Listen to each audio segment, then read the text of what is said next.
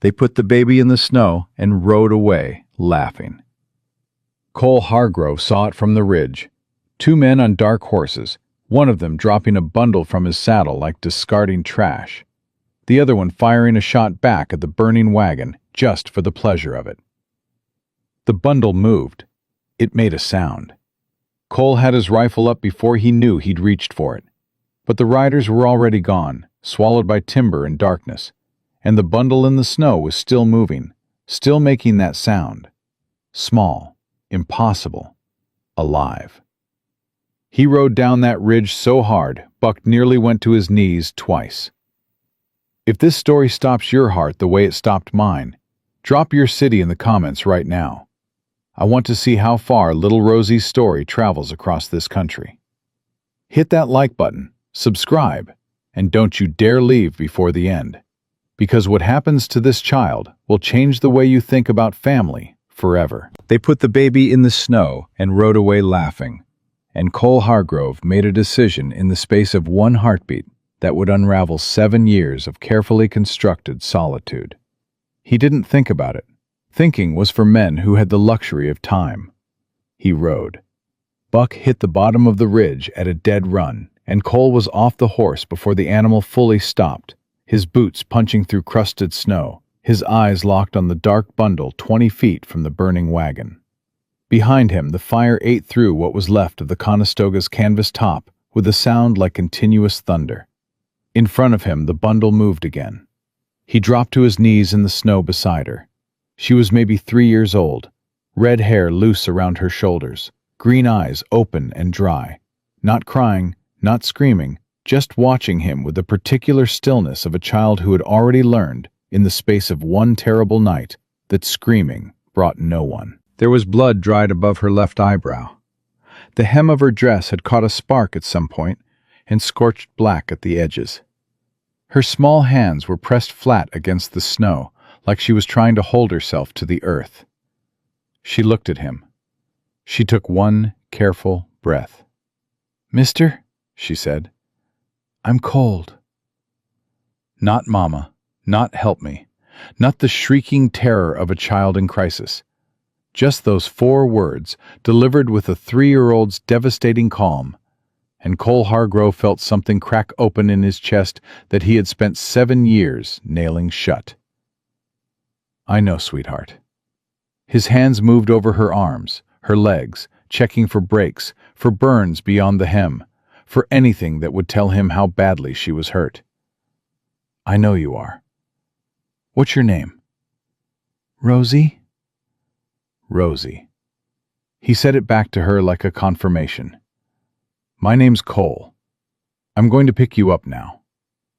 She lifted both arms toward him without hesitation. That gesture, that simple, absolute trust from a child who had no reason left to trust anything, hit him somewhere behind his sternum like a physical blow. He pulled her against his chest, stripped off his coat one-handed, wrapped her in it until only her face showed, and held her close while the burning wagon lit the dark sky orange behind them. She didn't make a sound, didn't ask for her mama, didn't ask where her papa was. That silence was the worst thing Cole had ever heard. He carried her to Buck, got them both mounted, and turned toward the bodies in the snow. He didn't want to look. He looked anyway, because the 2 men who'd ridden away laughing needed to be described to a marshal, and details mattered. Man near the front wheel, face down, shot in the back. Woman 10 feet further, on her back, with her arms spread wide, like she'd fallen, reaching for something she couldn't reach. Both of them gone. Cole could see that without getting closer. He'd seen enough death in his Pinkerton years to read it from a distance. "Rosie," he said quietly, "the people with you in that wagon." "Mama and Papa," she said against his coat. "Did you see what happened?" "Bad men came on horses." Her voice was matter-of-fact, the voice of a child reciting something she'd already processed past the point of tears. "Papa yelled at me to run, so I ran." A pause. "Then the fire came. Then you came." Cole's jaw tightened until it ached. "Your papa told you to run, and you ran all by yourself." "Papa said run." She said it like it was simple, like it was the clearest instruction she'd ever been given, and she'd carried it out exactly right. "I hid in the trees. Then I came back. Then I was cold." He looked down at her face, tucked against his chest, those green eyes already growing heavy with exhaustion. She had obeyed her father's last instruction perfectly. She had hidden and waited and come back and sat in the snow beside a burning wagon in December and waited some more, because she trusted that if she did what her papa said, someone would come. Someone had to come. His daughter would have been 3 years old this winter. Cole pressed that thought down hard, below the level where it could do damage, and turned Buck toward the mountain trail. 12 miles to Clearwater Springs. He rode them in the dark, with Rosie asleep against his chest, and his eyes moving through the tree line, watching for 2 men on dark horses who'd ridden away laughing, and might wonder, eventually, whether the bundle they'd dropped in the snow had actually stayed dropped. His cabin was closer. He rode there instead, made that calculation fast, and kept it. A 12-mile night ride through December in Wyoming territory with a half-frozen child was a good way to lose the child. He'd ride to town at first light, with her warm and fed and alive. The fire was still low in the hearth when he got inside. He built it up fast with one hand, the other keeping Rosie against his shoulder. And when the heat started rolling out, he finally sat down on the floor in front of the fireplace and let himself breathe. Rosie woke up hungry. That was the first good sign. He fed her oatmeal, cooked down soft with dried apple he'd been saving since October, and she ate with the focused intensity of a child who understood, on some animal level, that eating was survival, and survival was what you did when your papa told you to run. She finished the bowl and looked up at him. "More?" she said. "More," he agreed, and refilled it. While she ate, he looked around the cabin. 1 room, 1 bed, his rifle on the wall hooks, his traps stacked in the corner. Nothing soft, nothing small, nothing that made any sense for a 3-year-old girl whose parents had just been shot off a wagon on Cooper's Ridge. "Rosie," he said carefully when she'd finished the second bowl, "I need to tell you something about your mama and papa." She looked up at him, waiting. "They got hurt real bad tonight," Cole said. "Worse than a scrape. Worse than anything a doctor can fix." He held her gaze. "They're gone, sweetheart. I'm sorry." Rosie looked at him for a long moment. The fire crackled. Outside, the wind moved through the pines with a sound like breathing. "Okay," she said, in a very small voice, and went back to looking at her empty bowl. Cole had to look at the fire for a while after that. A long while. Long enough that his eyes stopped burning and his hands stopped wanting to shake. Long enough that he could be useful again. He fashioned a bed for her from his extra blankets and a wooden crate, and she let him settle her into it without protest, watching him with those careful green eyes while he tucked the blankets around her. "You gonna stay?" she asked. "Right here in that chair," Cole said. "You wake up scared, you look over, and I'll be there." She studied him the way she studied everything. Completely, seriously, like she was filing the information somewhere permanent. "Okay," she said finally, and closed her eyes. Cole sat on the chair with his rifle across his knees and didn't sleep. Someone had put 2 bullets in a homesteading couple on Cooper's Ridge and dropped their child in the snow. And those 2 riders had moved with the ease of men who knew exactly where they were going, and exactly what they'd been sent to do. That wasn't a robbery. Robberies were desperate and messy and loud. This had been surgical. Someone had wanted James Whitfield dead, specifically. The question that kept Cole awake until the sky started going gray was not who, He didn't know enough yet to guess. The question was what for? Because the child was alive. Killers who wanted no witnesses didn't leave children alive, which meant either Rosie had run before they could find her in the dark, or someone had decided she was more useful breathing. Both possibilities were bad. One of them was worse. He heard the horses at first light. 2 riders, moving with purpose up the trail from the south. Not the cautious approach of men who didn't know where they were going, but the direct line of men who did. Cole was at the window before the hoofbeats fully registered, his rifle in his hand, his body in the shadow away from the glass. The man in front wore a coat too fine for mountain work, thick through the shoulders, maybe 45, sitting his horse like a man who owned the ground beneath the animal's feet. Behind him, the second rider had the particular loose-limbed readiness of someone who was paid to use his hands for things other than ranching. Hired muscle. Cole could read it at 50 yards. 7 years of Pinkerton work had given him that, along with the insomnia and the inability to sit with his back to a door. The man in the fine coat stopped 20 feet from the cabin. Cole Hargrove.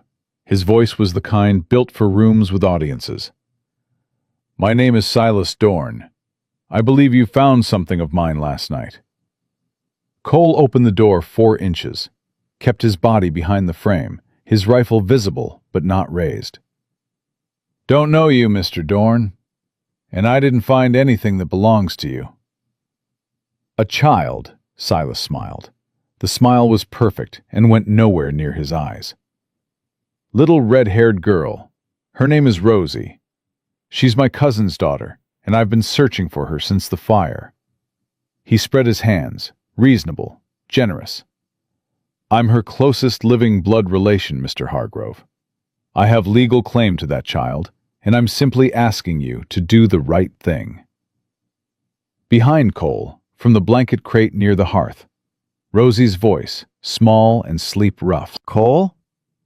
Stay there, Cole said, quietly, to Rosie. His eyes didn't move from Silas. You have no reason to make this complicated, Silas said. His voice hadn't changed, still warm, still reasonable, still patient. But underneath it, the way bedrock sat underneath soil, something harder. Something that had already run the numbers on this situation, and didn't much care how Cole felt about the outcome. She belongs with family. Surely you understand that. Whose family? Cole said. You said James was your cousin. Was, Silas said. Tragically. You heard fast. I'm sorry. Cooper's Ridge to my cabin is 15 miles. Cole's voice was level and empty. It's first light. You heard about 2 people being killed, found out where the child ended up, and made it here before sunrise. He paused. That's fast, Mr. Dorn. Something moved through Silas Dorn's expression, quick and controlled, like a card player covering a tell. A man passing through brought word, in the middle of the night? Mr. Cole. Hargrove, Cole said. Just Hargrove. Silas reset his smile. Hargrove, I understand the situation must seem irregular, but that child needs her family, and you are a single man living alone in the mountains with no claim on her whatsoever. The legal path here is clear. Give her to me, and I'll see she's properly cared for. If you've got legal claim, Cole said, you can make it to Marshall Calloway in Clearwater Springs. I'm taking Rosie to town this morning. You can meet us there. The smile didn't move, but Silas Dorn's eyes did. Something shifted in them, fast and cold, like a blade being turned to catch light. Marshall Calloway, he said slowly, may not be the most efficient. She's the law, Cole said, so she's where we're going. He moved his thumb on the rifle, not cocking it, just letting the motion be visible. That's the only conversation we're having today, Mr. Dorn. You're welcome to ride ahead of us. The hired man behind Silas moved his right hand toward his coat. "Don't," Cole said. The man went absolutely still. Silas looked at Cole for 5 full seconds. Cole watched him do the calculation, saw the exact moment the man decided that today, with one witness and no cover story prepared, was not the day. The smile returned, wider, warmer, more dangerous for being wider and warmer. "Of course," Silas said pleasantly. "The law is exactly right. I'll see you in Clearwater Springs." He gathered his reins. "Take good care of her, Hargrove. She's very precious." He turned his horse and rode. The hired man followed. Cole stood at the door and watched them until the tree line closed behind them. Then he stood there a moment longer. "She's very precious."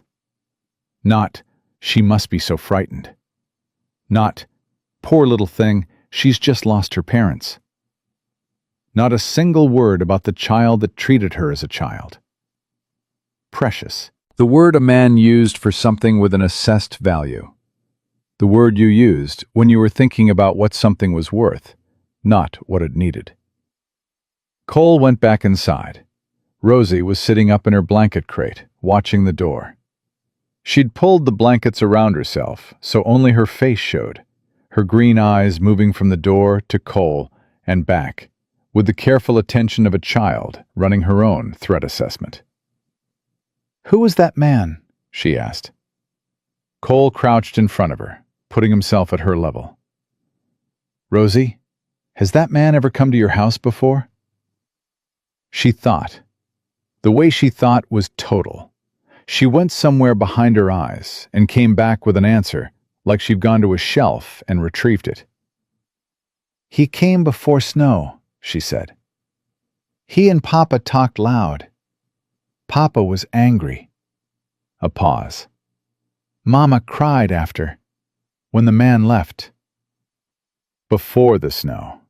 September at the earliest. Silas Dorn had been to James Whitfield's homestead 3 months ago.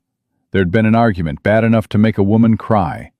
And now James and his wife were dead, and Silas had appeared at first light, knowing exactly where the child was, and moving with the calm confidence of someone executing a plan already in motion.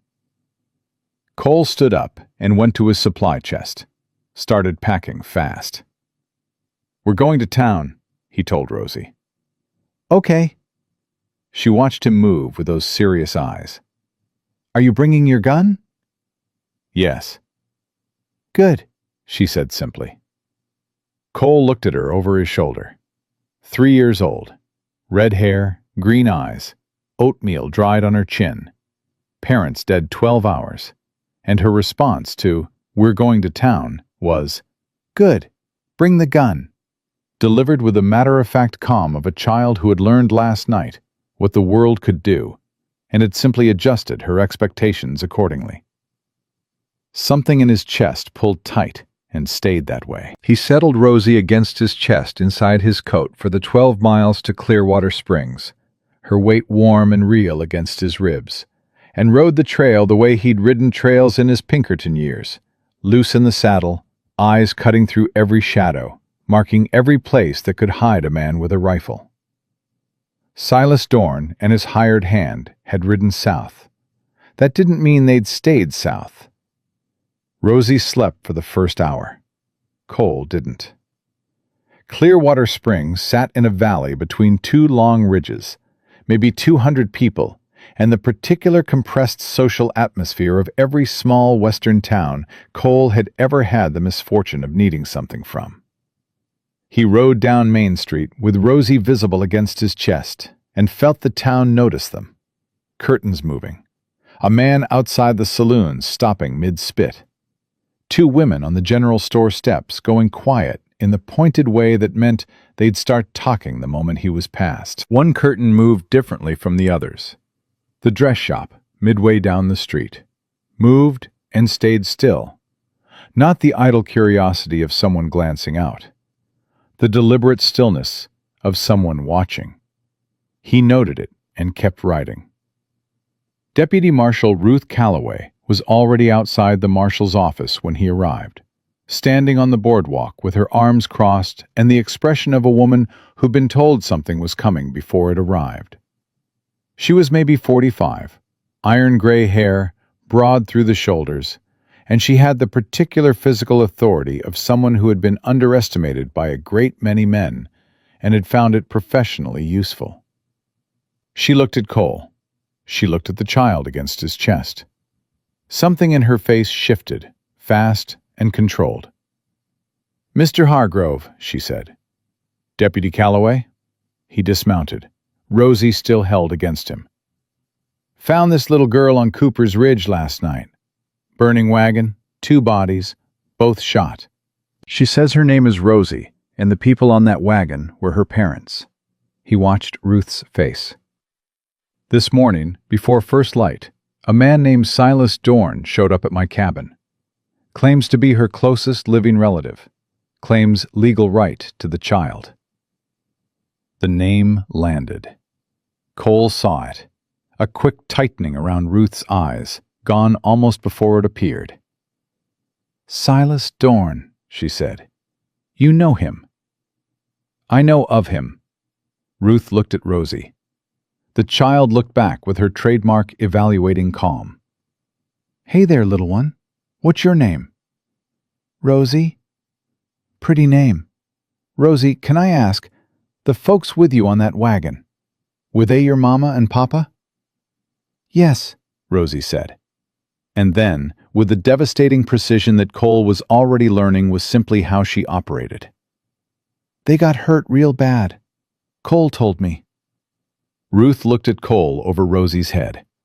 That look contained an entire conversation.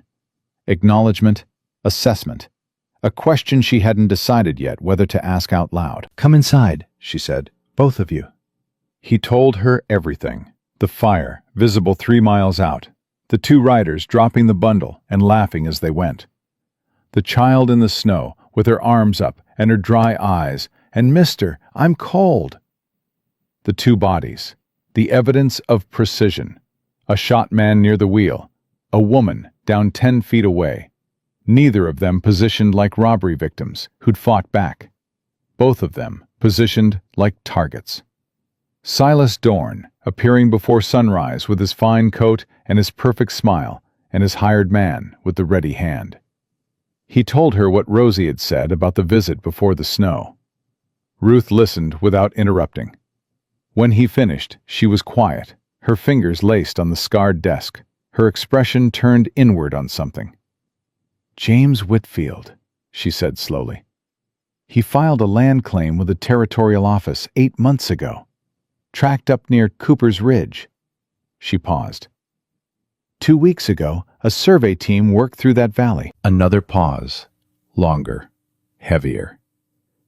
"They found silver, Hargrove, on James Whitfield's claim."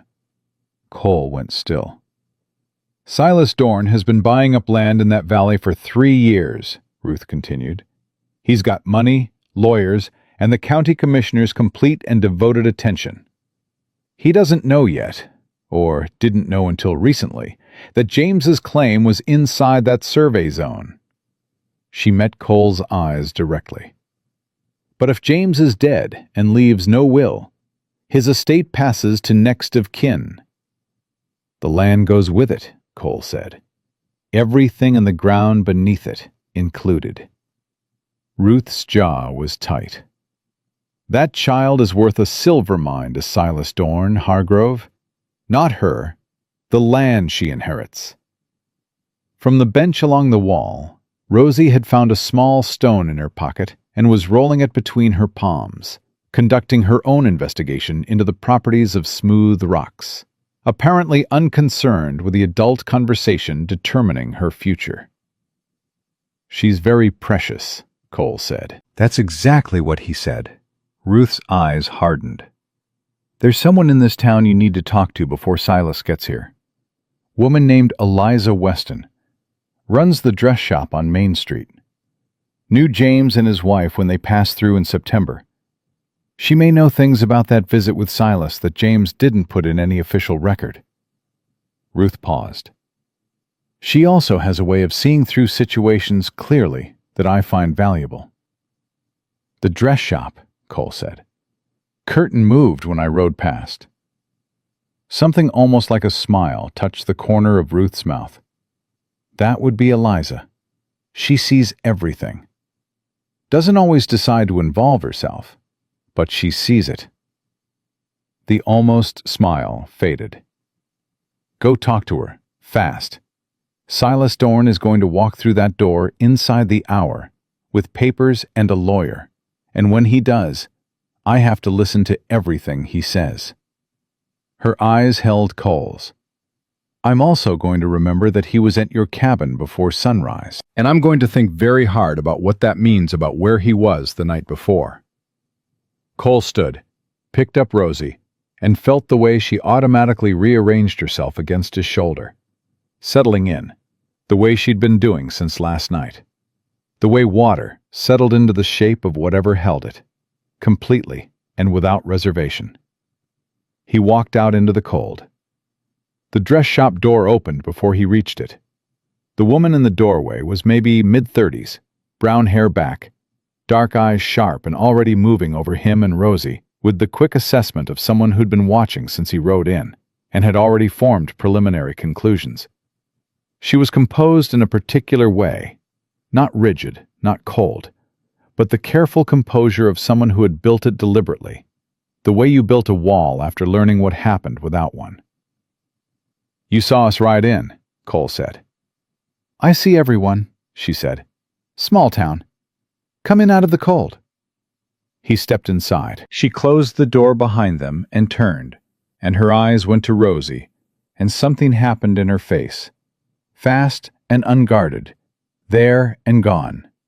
Grief and recognition, and fierce protectiveness moving through her expression like weather, before she pulled it back. You're Eliza Weston, Cole said. Yes. Her voice had changed, still steady, but warmer. And she's Rosie Whitfield. It wasn't a question. You know her. I met her once. Eliza moved closer, slowly, the way you moved toward a wild thing you didn't want to startle. She stopped in front of Rosie and looked at her directly, eye to eye. I don't know if you remember me, sweetheart. Your mama and papa stopped here in September. You were with them. Rosie looked at her dress. You have red buttons, she said. Eliza blinked, looked down at the 5 small red buttons on her bodice. When she looked up, her eyes were bright, and she was working very hard to keep her face from doing something she decided it wasn't going to do. Your mama liked those buttons, Rosie said, matter of fact, certain. She said they were pretty. Eliza pressed her lips together. One breath in, one breath out. Then she straightened and looked at Cole, and whatever she'd been deciding about involvement had been decided, and not in the direction of staying out of it. What happened? She asked. He told her, fast and direct, the way he'd told Ruth, no softening. The fire, the riders, the bodies, the child in the snow. Silas Dorn at first light, with his smile and his hired man, and she's very precious. Eliza listened with her arms crossed and her eyes focused on the middle distance. And when Cole said Silas's name, he saw her jaw set. Silver, Cole said. James's land claim. Survey found it 2 weeks ago. Lord have mercy. Barely a breath. Then she refocused, sharp and decided. James told me about Silas's visit when they passed through. He said Silas came to the homestead in August wanting to buy the land. James said no. Silas smiled and said he completely understood. Eliza's voice was flat. James said the smile was the worst part. That a man who smiles like that, when he doesn't get what he wants, hasn't stopped wanting it. He's just stopped showing it. Cole looked at this woman, the careful composure, and the red buttons, and the eyes that saw everything. and the particular quality of someone who understood danger not as theory, but as experience, and made a fast decision. I need you to tell every word of that to Marshal Calloway, today, before Silas gets to her office. I'll go right now. There's one more thing. Cole held Rosie a little tighter. Silas is going to petition for custody. He has legal standing as blood family, and he's going to weaponize it. Ruth can't stop him from filing. The only thing that can stop him is proof of motive. Proof that he wanted James's land before James died. Proof that he knew about the silver. Proof that his showing up at my cabin before sunrise puts him somewhere very specific the night before. Eliza's eyes were steady. What do you need from me? I need you to help me keep this child safe while the law works out whether it can be trusted to work, Cole said.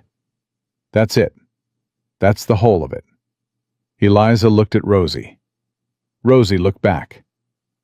Then Rosie reached out and touched one of the red buttons on Eliza's dress with one careful finger, testing whether it was as real as she remembered. Mama liked them, Rosie said again, softer this time. Eliza caught the child's small hand in both of hers, and for just a moment her composure cracked completely. Grief and love and something fierce and protective moving across her face all at once. Raw and honest and real. Then she straightened, let Rosie's hand go gently, looked at Cole with dark eyes that had made a decision they weren't going back on. I close the shop at 4, she said. Bring her back here at 4, and we'll figure the next steps. She was already moving toward her coat on the wall hook. Right now, I'm going to Ruth Calloway. Eliza. Cole's voice stopped her at the door. She turned. Silas Dorn is going to find out you're talking to the marshal, Cole said. When he does, he's going to know you're in this. You need to understand what that means. Eliza Weston looked at him for one long moment. James Whitfield sat in this shop in September and told me he was worried that man would come back, she said quietly. I told him he was probably borrowing trouble, that people like Silas Dorn usually moved on to easier targets. She held Cole's gaze. I've been wrong about a lot of things in my life, Mr. Hargrove. I'm not going to be wrong about this one twice.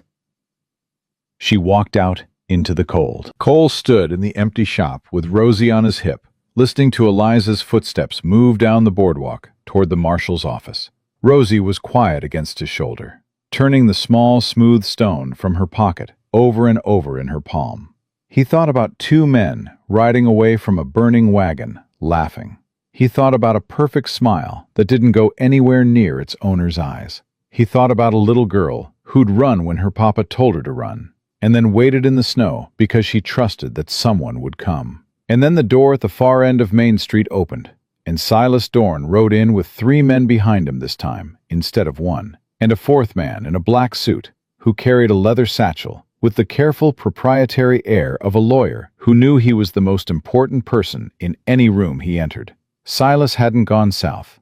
He'd gone to get reinforcements. Cole looked down at Rosie. She was already watching the riders, her green eyes steady and unreadable, her small fist wrapped tight around that smooth stone. Cole, she said quietly. I see them, he said. Are they bad men? Cole watched Silas Dorn ride toward the marshal's office with his lawyer and his hired guns. Watched the way he sat his horse like a man who'd already won. Watched the pleasant, deliberate smile that never once reached his eyes. Yeah, Cole said. They're bad men. Rosie's fist tightened around the stone. Good thing you brought your gun, she said. Silas Dorn didn't ride to the marshal's office. He stopped his horse in the middle of Main Street, right in front of the dress shop window, and looked directly at Cole, standing inside with Rosie on his hip, and smiled. It was the same smile from that morning. Perfect, warm, and absolutely empty behind the eyes. The smile of a man who wanted Cole to know that he'd seen everything. calculated everything, and found the math entirely in his favor. Then he turned his horse toward the marshal's office and rode on. The lawyer's black suit disappearing through the door first, the 3 hired men fanning out along the boardwalk with the practiced ease of dogs taking up positions around a yard. Cole counted them. 3 outside, 1 lawyer inside, Silas inside. Against Ruth Calloway, who was alone, and Eliza, who had maybe 3 minutes head start. He moved. "Hold on," he told Rosie, and she grabbed his collar without being asked, and he went out the door and down the boardwalk at a pace that wasn't quite running, because running told the hired men something he didn't want them to know yet. One of the men outside the marshal's office stepped sideways into his path. Not aggressive, just present. A wall of wool coat and professional indifference. "Marshal's busy," the man said pleasantly. "I'm sure she is," Cole said. "Move." "Sir, I found that child on Cooper's Ridge," Cole said, his voice low and level and carrying not 1 degree of heat, which was sometimes more effective than heat. "Her parents were murdered last night. I am the reporting witness to 2 homicides, and I am going into that office to give my statement. Move now, or explain to Deputy Calloway why you prevented me."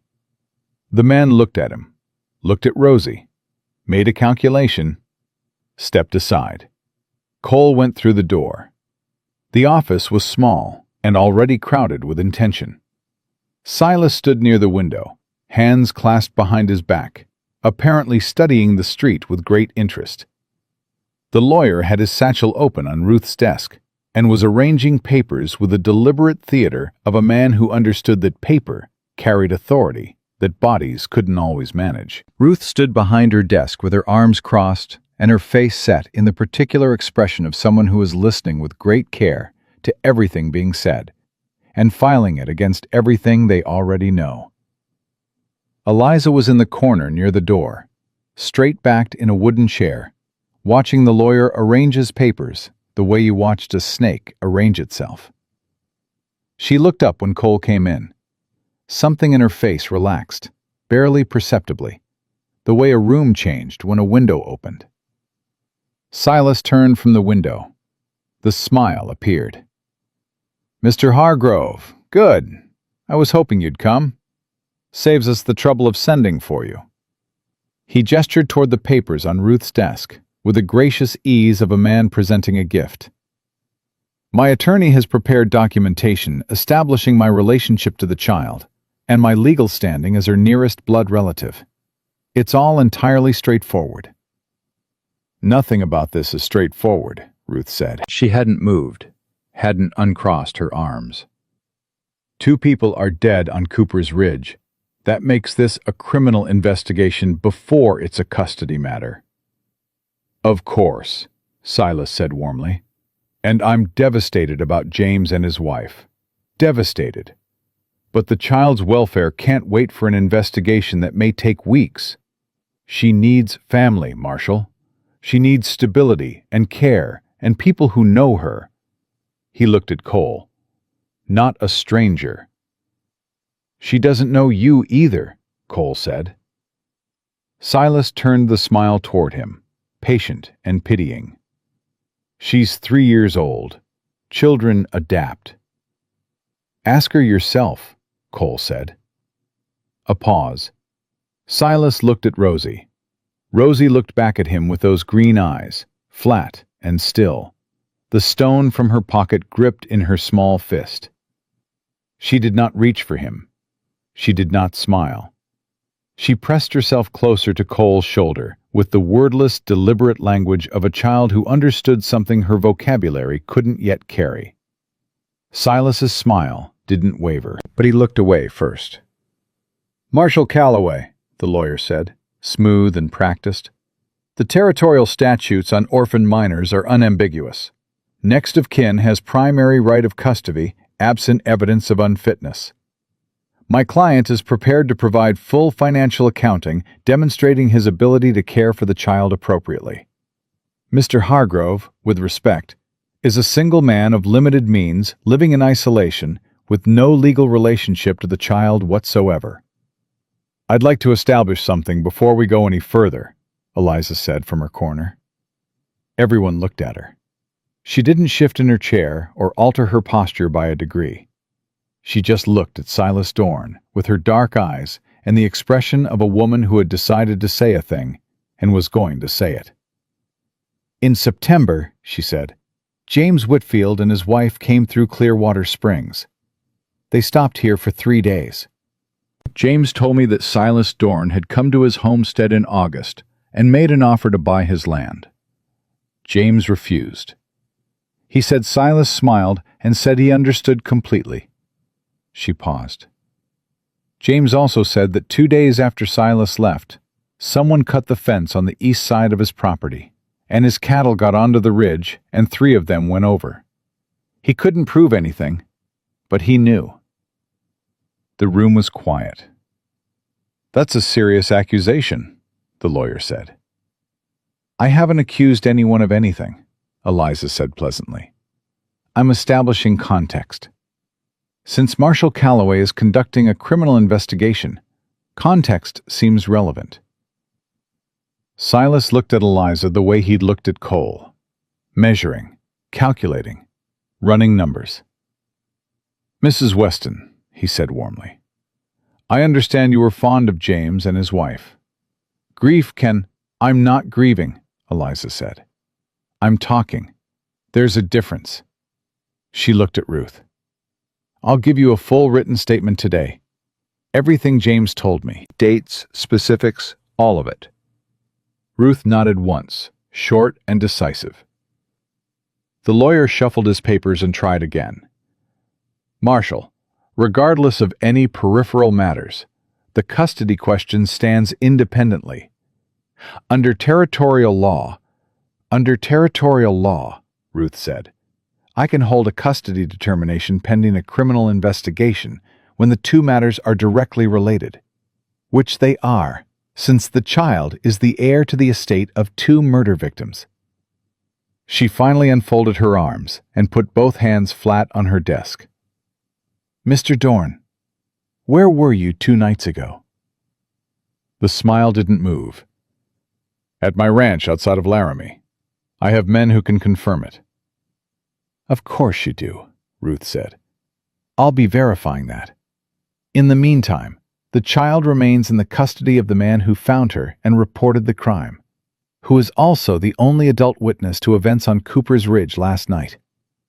She looked at Cole. "That's you, Hargrove." "I know," Cole said. "This is irregular," the lawyer said sharply. "Murder usually is," Ruth said. Silas Dorn looked around the room. At Ruth, with her hands flat on the desk. At Eliza in the corner with her dark, steady eyes. At Cole with the child on his hip, who was still watching him with that unreadable green gaze, still gripping the stone. He looked at each of them in turn, and something behind the smile made a calculation and arrived to the conclusion. "Of course," he said. His voice was still warm, still patient, still entirely unbothered. And that was the part that stayed in Cole's chest after they left. Not anger, not threat, just the absolute certainty of a man who believed he had already won, and was simply willing to wait for everyone else to understand it. "The law must take its course. I understand completely." He gathered his coat. The lawyer gathered his papers. They went out, and the 3 men on the boardwalk went with them, and the office was suddenly quiet in the particular way of rooms from which something dangerous has just departed. Rosie released a breath against Cole's shoulder. He hadn't realized she'd been holding it. Ruth sat down heavily in her chair. "He'll go to the territorial judge in Laramie," she said. "He's got Judge Harding's ear, and has had it for 2 years. Whatever I do here buys time, not resolution." "How much time?" Cole asked. "Hearing in Laramie, earliest, 3 weeks. More likely 4. Ruth looked at him directly. "Hargrove, I have to tell you something, and I need you to hear it without making any decisions based on it right now. Say it. A single man's custody claim is going to be difficult to sustain in a territorial court, even with everything we have on Silas.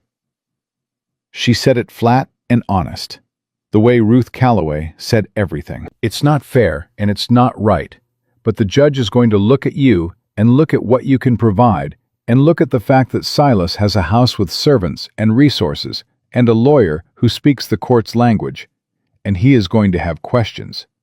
She paused. Questions that are easier to answer if you're not doing this alone. The room held that statement for a moment. Cole looked at Eliza. Eliza was looking at the window. Her profile was composed and still, and she was doing the particular thing she did, where she looked at the middle distance while she processed something she hadn't decided about yet. "One thing at a time," Cole said. "What do you need from me today?" Written statement. Everything from last night, everything from this morning, every word Silas said, and how fast he got to your cabin. Ruth pulled a paper from her drawer. "And I need Eliza's statement, too." "You have it," Eliza said, coming out of wherever she'd been in her thoughts. She stood, straightened her coat, and looked at Cole with her dark, practical eyes. "And you need somewhere safe to be with that child that isn't a one-room cabin 12 miles up a mountain with one rifle and no neighbors." She said it without judgment, just the same flat assessment she brought to everything. "Bring her to my place tonight. I have a spare room, and I am a significantly harder target than you think I am." Cole looked at her. "You know what you're inviting," he said. "If Silas decides—" "I know exactly what I'm inviting," Eliza said. "I made a mistake in September when James told me he was worried. I listened and nodded and said he was probably borrowing trouble, and I let them ride out of here." Her voice stayed even. "I'm not making the same mistake twice. Bring her tonight." Cole looked down at Rosie. She'd been quiet through most of the adult conversation, working her stone from hand to hand. But now she was looking up at Eliza with the specific, focused attention she brought to things she was deciding about. "Lady with red buttons," Rosie said. Eliza's composure cracked at the edges, just slightly. "That's me." "Mama liked red buttons," Rosie said. And then, after a pause that had the weight of enormous decision in it, the way 3-year-olds paused when they were doing something brave, "I like them too." Cole felt that land in his chest like something settling into place that had been uncertain and shifting since last night. "Tonight," he told Eliza. She nodded, turned back to Ruth and the paper on the desk. "Let's start with September," she said. "James sat in my shop for 2 hours telling me about Silas Dorn. I remember every word." Cole took Rosie outside while the statements were being written. The 3 hired men were still on the boardwalk across the street, not making any attempt at concealment, just present, smoking and watching the marshal's office with the patient inattention of men being paid to be somewhere. Cole found a spot on the bench outside the general store, sat down, and set Rosie beside him. She immediately climbed into his lap and rearranged herself until she was settled to her satisfaction, her back against his chest, her legs dangling, the stone in her palm. "Cole," she said. "Yeah? Are we going to be okay?" He thought about 2 riders laughing as they rode away from a burning wagon. He thought about Silas Dorn's empty smile and his lawyer's leather satchel and Judge Harding's ear. He thought about 3 weeks to a hearing in Laramie, and the things Ruth had said about a single man's custody claim, and the things she hadn't said that he'd heard anyway. "Yeah," he said. "We're going to be okay." Rosie turned the stone over in her palm, considering this. Promise? Cole had not made a promise he wasn't certain he could keep since a Wednesday in November 7 years ago, and he had not kept that one. And the weight of it had settled into his bones and stayed there like weather that changed the shape of things. He'd stopped making promises after that. Promises were the kind of thing that killed you when they broke. He looked at this child in his lap.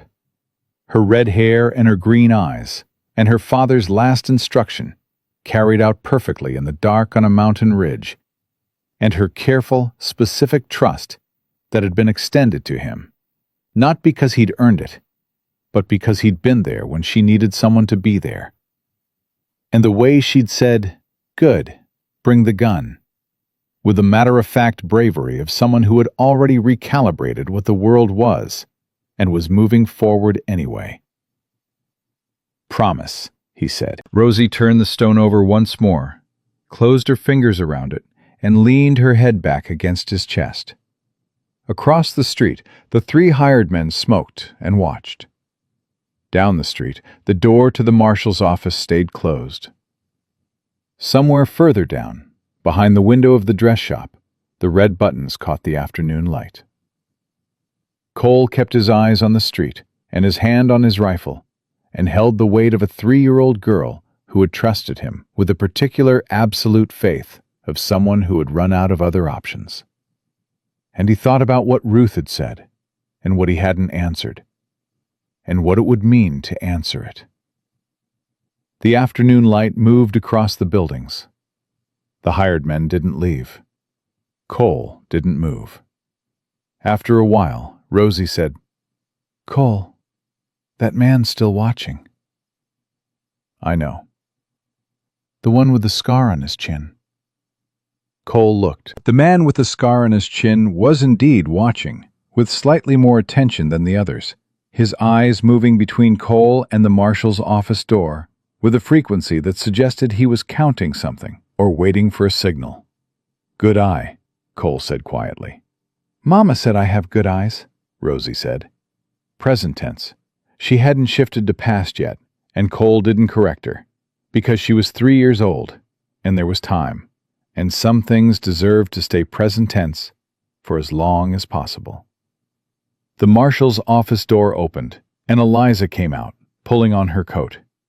She came down the boardwalk toward them directly, not looking at the hired men, not adjusting her route by an inch for their benefit. She stopped in front of Cole and Rosie, and looked at the man with the scar, without appearing to look at him, the way a person did when they'd grown up somewhere that required the skill. "Ruth's going to ride out to Cooper's Ridge before dark," she said. "Get the scene documented before weather covers it." She looked at Cole. "She wants you to come back in the morning with a full written account. She'll have a reply from the territorial office by then on the survey records." She paused. "Silas Dorn left 10 minutes ago. His men are still here." "I noticed." "The one with the scar worked for Silas's ranch operation 2 years ago," Eliza said. "He left under circumstances nobody in town talks about clearly, which in my experience means the circumstances were bad." She said it the same way she said everything. Level, direct, no drama in the delivery, even when the content had plenty of its own. "He's not here to watch. He's here so you know you're being watched. There's a difference." "Intimidation," Cole said. Eliza looked at Rosie. "You hungry?" "Yes," Rosie said immediately, with the uncomplicated honesty of a child who had decided this woman was safe and therefore worth being honest with. "Good. Come with me then." Eliza held out her hand. Rosie looked at it. Looked at Cole. Cole nodded slightly, and Rosie took Eliza's hand, and the three of them walked down the boardwalk toward the dress shop, with the hired men's eyes on their backs the whole way. And Cole did not look back, because looking back told them something, and he was particular about what he told people. Inside the shop, Eliza heated soup on the small stove in the back room, and Cole sat at the work table and watched Rosie, who had discovered a basket of fabric scraps and was sorting them by color, with the intense concentration she brought to anything she decided was worth doing. Red pieces in one pile, blue in another. Everything else somewhere in between. "You're thinking about what Ruth said," Eliza said. She was at the stove, her back to him, and she said it the way she said everything, like the observation was simply a fact she was recording. "I'm thinking about a lot of things." "The part about doing this alone," she said. Cole looked at her back. "You have good ears." "I pay attention." She stirred the soup. "Ruth wasn't wrong." "I know she wasn't wrong. A territorial judge is going to look at a single man with a rifle and a mountain cabin. I know what he's going to look at." Eliza turned around. She leaned against the counter with her arms crossed and looked at him with her dark, practical eyes. And she had the expression of a woman who was about to say something she'd thought about for longer than the conversation suggested, and had decided to say it directly because anything else was a waste of time. "I'm not suggesting anything improper," she said. "I want to be clear about that. I'm suggesting that you need someone in your corner who can speak to a judge in language a judge understands. And I am a respectable widow with a legitimate business and roots in this community, and a very clear memory of everything James Whitfield told me in September." She held his gaze, and Rosie let me hold her hand. Cole looked at Rosie. She'd abandoned the fabric sorting, and was now attempting to put a thimble on each of her fingers, succeeding with 3 of them, and deeply focused on the 4th. "Lady with red buttons," Rosie said to herself, to no one, as a simple statement of where she was and who she was with, and that this was acceptable. Cole looked back at Eliza. "One thing at a time," he said. "Yes," she agreed, "but we don't have unlimited time." She turned back to the soup. "Eat first, then figure out the next thing." Outside, the hired man with a scar on his chin was still on the boardwalk.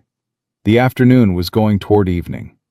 In 3 weeks, maybe 4, a judge in Laramie was going to decide the future of a 3-year-old girl who sorted fabric scraps by color, and remembered red buttons, and said, "Good, bring the gun," and had run when her papa told her to, and waited in the snow because she believed someone would come. Someone had come. Cole watched Rosie finally succeed with the 4th thimble, and hold up her hand to look at all of them, satisfied and deliberate. And he thought about promises, and what they cost, and what they were worth. They ate soup at Eliza's work table with Rosie between them, and nobody talked about Laramie or judges or what came next, because some meals deserve to just be meals. Rosie ate with the focused efficiency she brought to everything that mattered to her. And when she finished, she looked at Eliza and said, "More?" in exactly the tone she used with Cole, which meant she'd decided something about Eliza that she wasn't going to announce, but was going to demonstrate through behavior, the way 3-year-olds announced most of their important decisions.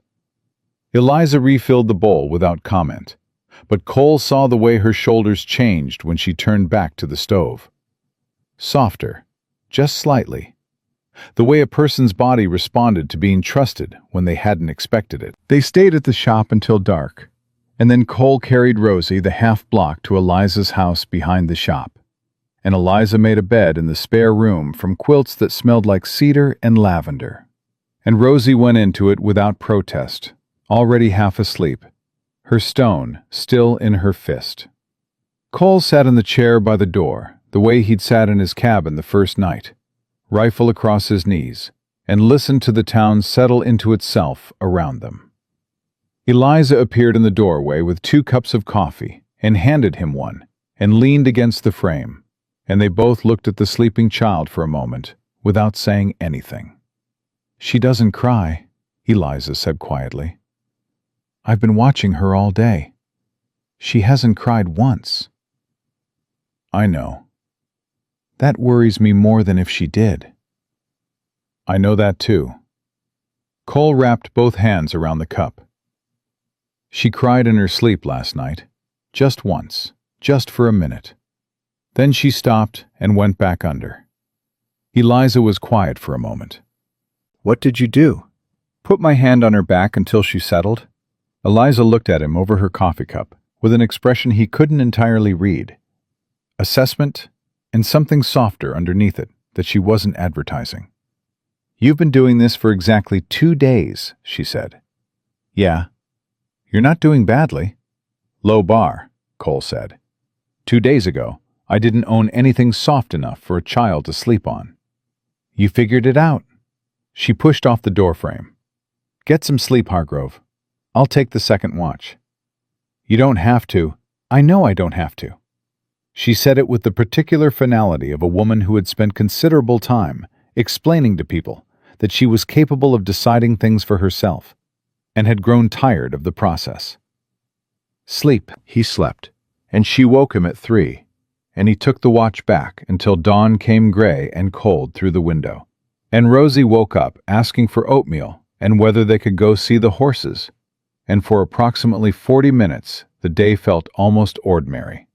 It stopped feeling ordinary when Cole went back to the marshal's office, and Ruth looked up from her desk with the expression of someone holding bad news they've already turned over several times and haven't found a better way to say. Sit down, Ruth said. Say it standing, Cole said. Ruth looked at him for a moment, then said it standing. I rode out to Cooper's Ridge last night. Got the scene documented. Got what I could before the snow came down. She paused. Those weren't road agents, Hargrove. Road agents take things. James Whitfield's strongbox was still in the wagon, burned but intact. His wife's jewelry was still on her.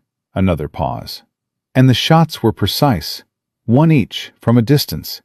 This was contracted work. I know, Cole said. The territorial office replied this morning on the survey records. Ruth set a paper on the desk between them. The silver deposit on James Whitfield's claim is significant. Territorial assessor put preliminary value at somewhere between $80,000 and $120,000. She let that land. Silas Dorn has been buying land in that valley for 3 years. He owns everything around James's claim on 4 sides. He's been trying to acquire the centerpiece for 2 years and couldn't get it. Until James was dead, Cole said. Until James was dead and his heir was in the custody of the man Silas chose. Ruth's voice was flat and deliberate. If Silas gets Rosie, he controls her estate until she comes of age. 15 years of controlling a silver mine worth over $100,000. She folded her hands on the desk. That's what this is. That's the whole of it. Cole thought about Silas Dorn's smile, the patience behind it, the absolute unbothered certainty. A man who'd already won, looking at everyone else, catching up to the score. Then take him in, Cole said. You have motive, you have the statement from Eliza about the August visit, you have the timing of his showing up at my cabin. I have circumstantial evidence and a witness account of a business dispute, Ruth said. I don't have the men who pulled the triggers. I don't have anyone who can place Silas within 50 miles of Cooper's Ridge that night. His alibi is 3 ranch hands who'll say whatever he pays them to say. She met Cole's eyes. I'm working it. I've got a wire out to a Pinkerton contact in Laramie who knows Silas's operation. But working it takes time, and the hearing is in 3 weeks. Then what do I do for 3 weeks? You stay visible, you stay in town, and you don't give Silas or his lawyer or Judge Harding anything to use against you. Ruth held his gaze. And Hargrove. There's one more thing. He waited. Judge Harding, Ruth said carefully. He's been on the territorial bench for 11 years. Good record, mostly. But he made some bad investments 2 years back, and Silas Dorn bought those debts. She said it slowly, making sure each word landed where it was supposed to. I can't prove Harding's compromised, but I know what I know. The room was quiet. So even if we go to Laramie with everything, Cole said, the man deciding is the man Silas owns. I'm working on getting the case moved to a different judge. That takes time too. Ruth's expression was the expression of a woman who had stared at impossible problems long enough to know that staring harder didn't change them. 3 weeks, Hargrove. Keep that child safe and keep yourself out of trouble, and let me work. Cole walked back to Eliza's shop with his hands in his pockets and the specific feeling of a man who has just been told that the ground he's standing on is more unstable than it appeared, and that there is nothing to do about it except stand there more carefully. Eliza read his face when he came through the door. She waited until Rosie was occupied with the fabric basket again, then came to where Cole stood and said quietly, "How bad?" "Harding may be Silas's," Cole said. Eliza closed her eyes for just a moment. When she opened them, they were steady and decided. "Then we need something that supersedes Harding. A higher court, or evidence so clear that even a compromised judge can't dismiss it without destroying himself." She said it the way she said everything, practically, without drama, just the next logical thing. "What did your Pinkerton work teach you about building a case that can't be buried? That you need either a witness who can't be bought, or physical evidence that can't be explained away." Cole looked at her. "Silas used contractors for the actual killing. Contractors talk eventually, when the money runs out or the risk gets too high. We need to find them before Silas does. Ruth's working that angle. Ruth has 3 weeks, and a compromised judge, and a boss in Laramie who probably owes Silas a favor too." Cole's voice stayed level, but underneath it something had been moving since he'd left the marshal's office. A quiet, cold anger that he was keeping below the surface, because anger without direction was just noise. "We can't wait on Ruth to solve this entirely." Eliza looked at him for a moment, reading something in his face. "You were a Pinkerton for how long?" 8 years. "And you quit because—" "My wife was killed in a bank robbery I was supposed to prevent," Cole said. Flat and simple, the way he said the only 2 or 3 things he'd learned to say about it. "I had information that the robbery was planned. I passed it up the chain. My supervisor decided the timing wasn't right to move on it. 2 people died." He paused. "I decided I was done working for chains." Eliza absorbed this without filling the space around it with unnecessary words, which was one of the things he was coming to understand about her. She knew when to let a thing sit. "So you know how to investigate," she said finally. "And you know Silas's type. Men who contract their violence out and keep their hands clean, and trust that money is a better shield than innocence." "Yes." "Then stop waiting for Ruth to hand you a solution, and start working the problem yourself." She said it without any particular emphasis, just the observation of a woman who'd been working her own problems without assistance for long enough, that waiting for help was no longer her first instinct. "What do you need?" "I need to know where Silas was the night of the killing," Cole said. "Not where his ranch hands say he was, where he actually was. Someone saw something. Someone always sees something. A man like Silas doesn't contract a double murder and then sit in his study reading. He wants confirmation. He's the kind of man who needs to know the job is done." "Cooper's Ridge is 15 miles from his ranch," Eliza said. "That's a hard ride in December." He didn't have to go to the ridge. He had to go somewhere he could get word. Cole thought through it the way he used to think through cases, linearly, following cause to effect. "His man shows up at my cabin before sunrise, which means someone rode from the ridge to Silas after it was done, and Silas had time to plan his approach and ride 12 miles to my cabin. That's at minimum 4 hours of movement in the middle of the night." He looked at Eliza. "Nobody moves that fast in Wyoming December without stopping somewhere. A relay point. Somewhere warm with horses." Eliza's eyes had gone sharp with something that wasn't quite recognition, but was close to it. "There's a way station on the Laramie Road," she said slowly. 8 miles from here. 6 from Cooper's Ridge. Man named Fletcher runs it. He's not particular about who he provides services to, as long as the money is good. And he has the memory of someone who has learned that remembering things can be sold." "You know him?" "My late husband did business with him occasionally." Her voice was level and gave nothing away about what she thought of that. Fletcher talks to the right person with the right incentive. What's the right incentive for Fletcher? More than whatever Silas paid him to forget, Eliza said. Which means we need to move before Silas thinks to improve Fletcher's memory in the other direction. She was already reaching for her coat on the wall hook. Rosie stays here. Mrs. Aldridge next door looks after children. I'll ask her to sit for an hour. You're not coming, Cole said. Eliza stopped with one arm in her coat and looked at him. The look contained a complete and clearly worded argument that she delivered without opening her mouth. It's 8 miles on a road where Silas has men watching, Cole said. It's 8 miles on a road where Fletcher won't tell you anything because he doesn't know you and has no reason to trust a stranger asking questions about his clientele. She put the other arm in the coat and buttoned it. He'll talk to me. He talked to my husband, and he knew what my husband was, and he never had cause to regret it because I kept every confidence I was ever trusted with.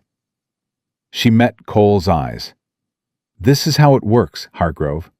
You know the investigative method. I know the people. Cole looked at her for a moment, thought about Ruth's words from yesterday. You can't do this alone. Thought about Eliza in the corner of the marshal's office, delivering her statement with her arms crossed, and her voice even, and her dark eyes steady, on a man who had money and lawyers and an owned judge, and not shifting by an inch. 1 hour, he said. We're back before dark. They told Rosie they were going to see about something, and would be back soon. And Rosie looked at them both with her green, evaluating eyes, and said, Bring your gun, to Cole, and Come back, to Eliza, in a tone that was not a request, but an instruction. And then went back to the fabric basket, which was apparently the most important ongoing project of her current existence. Mrs. Aldridge from next door was a wide, comfortable woman, who took one look at Rosie and said, Oh, the sweet thing, and had produced a tin of molasses cookies from somewhere before Cole and Eliza were out the door. And Rosie had accepted a cookie with the grave courtesy of a child, conducting a diplomatic exchange. They rode the Laramie Road side by side, and Cole kept his eyes on the tree line and his rifle across the saddle. And Eliza rode straight-backed on her gray mare and didn't make conversation for the sake of it, which he appreciated. After about a mile, she said, My husband wasn't a bad man. Cole glanced at her. He just wasn't a particularly good one either, she said. He did business with people he shouldn't have, made promises he didn't keep, borrowed money from men who charged a different kind of interest than banks. She kept her eyes on the road. When he died, I spent 8 months paying off what he owed to people who had every right to be unpleasant about it. I kept every agreement he'd made because walking away from them would have meant walking away from this town. And this town is mine. A pause. That's how I know Fletcher.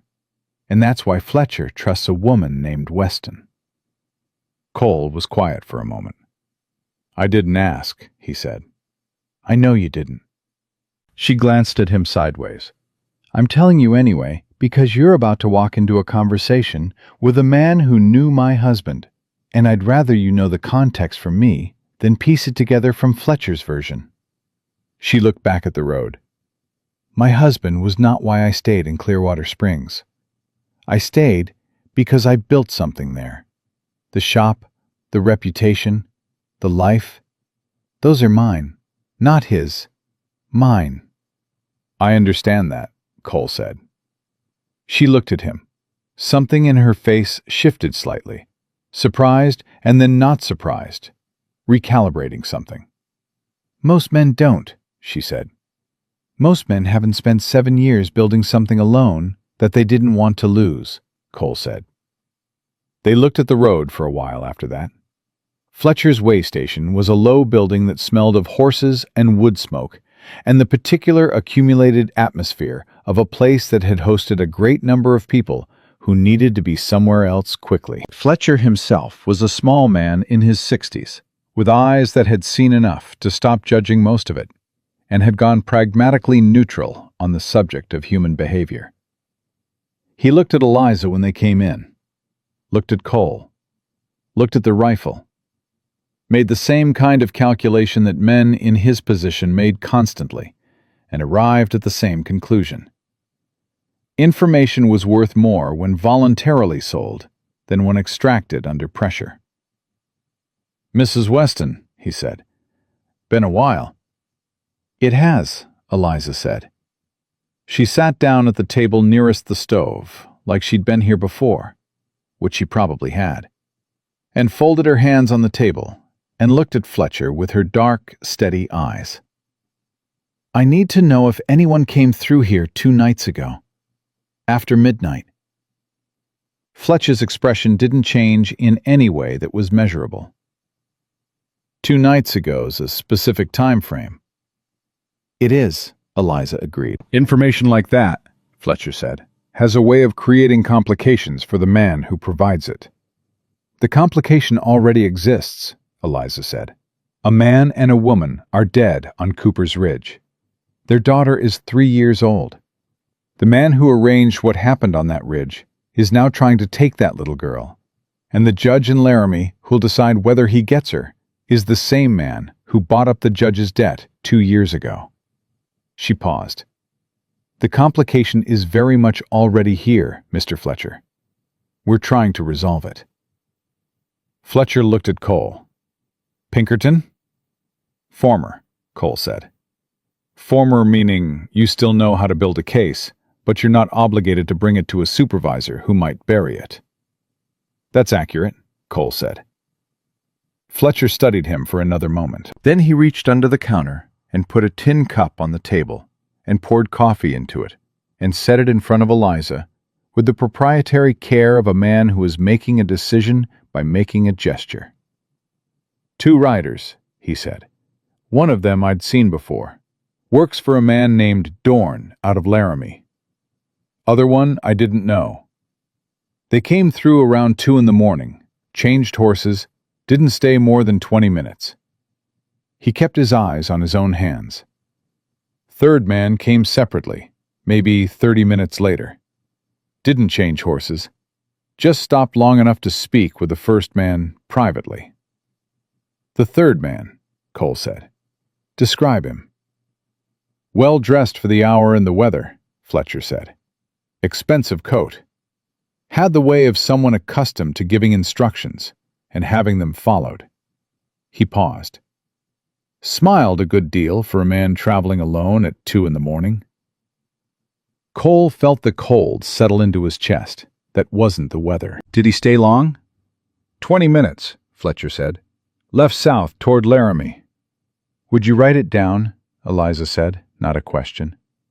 "What you saw, when, who." "Simon." Fletcher looked at her for a long moment. "That's a significant thing to ask." "I know what I'm asking," Eliza said. "If Dorn finds out, if Dorn gets that child," Eliza said quietly, "then everything he does with what's in the ground beneath her father's land funds whatever he does next. And men like Silas Dorn always have a next." She held Fletcher's eyes. "You've been in this territory a long time, Mr. Fletcher. You know what it looks like when one man gets too much, and nobody stopped him early enough." Fletcher was quiet. The fire in the stove ticked and settled. Outside, the wind had come up, moving through the gap in the hills with a sound Cole had learned meant weather coming in from the north. Then Fletcher reached under the counter for paper and a pen and wrote for 3 minutes in the silence, and signed it, and folded it, and handed it to Eliza. "I didn't give that to you," he said. "You didn't," Eliza agreed. They rode back into Clearwater Springs with the signed statement folded inside Eliza's coat, and the wind coming harder now from the north. And when they passed the marshal's office, Cole saw through the window that Ruth was not alone. A man in a good suit sat across from her desk, and Ruth's body language had the particular quality of someone in a conversation they did not choose and are managing with great care. Eliza saw it too. "That's not Silas's lawyer," she said. "Wrong suit. That's a man from the territorial office." "How can you tell?"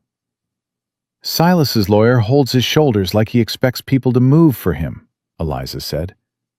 "That man holds his shoulders like he's waiting to be told what's needed." She looked at Cole. "Someone sent for a representative from Laramie. Today." "Silas," Cole said. "Moving faster than we expected," Eliza said. The steadiness in her voice was real and deliberate, the kind of steady that came from deciding to be steady, rather than from the absence of fear. "Which means Fletcher's statement is more important than we thought, and we need to get it to Ruth before that meeting ends." Cole put his heels to buck. They were off their horses and through the marshal's office door in under 2 minutes, and Ruth looked up from across her desk with the specific expression of a woman who has just been handed both a problem and its potential solution in the same moment, and is rapidly recalibrating.